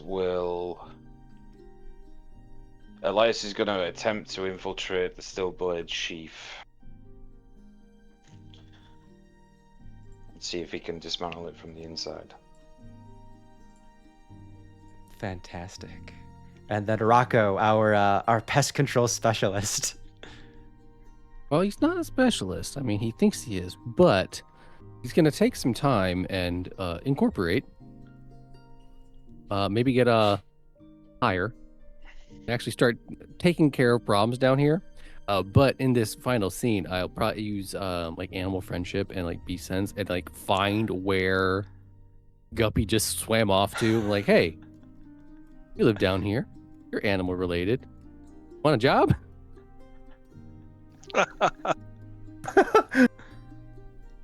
Only if we can. Only if my name goes on the company too. Rocco Guppy. Guppy Rock. I like it. I don't have to Fantastic. eat the bugs, do I?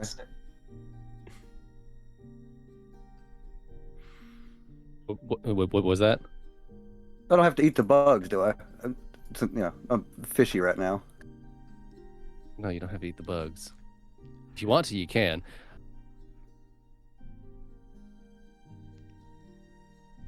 Well, as Guppy Rock Incorporated is set up, you lot having taken away a threat from the Amble Vault and the people of probably the least aided and least helped of Phaloxel. You continue on back to your business, some of you aiding those still here, others moving on to other adventures outside of this metropolis. That is where we will end our story for today. Thank you all so much for helping me out with finding time for this recorded game. Thank you, everyone, for watching. As a reminder, I am Joshua of Milestone Play. I am a professional game master. This is my job. A bit weird as we're figuring out how to do the recorded game, figuring out new players. Everything's a bit weird when you're learning how to do something in front of a camera. But if you're interested in the game, head down to the description. You'll also find all of the stat blocks and the maps that were used in this session, as well as one combat map that we did not use based off of you lot going for a bit more roleplay heavy investigation. So there'll be a bonus map that you did not see linked below as well. And yeah, just thank you all so much and have a lovely.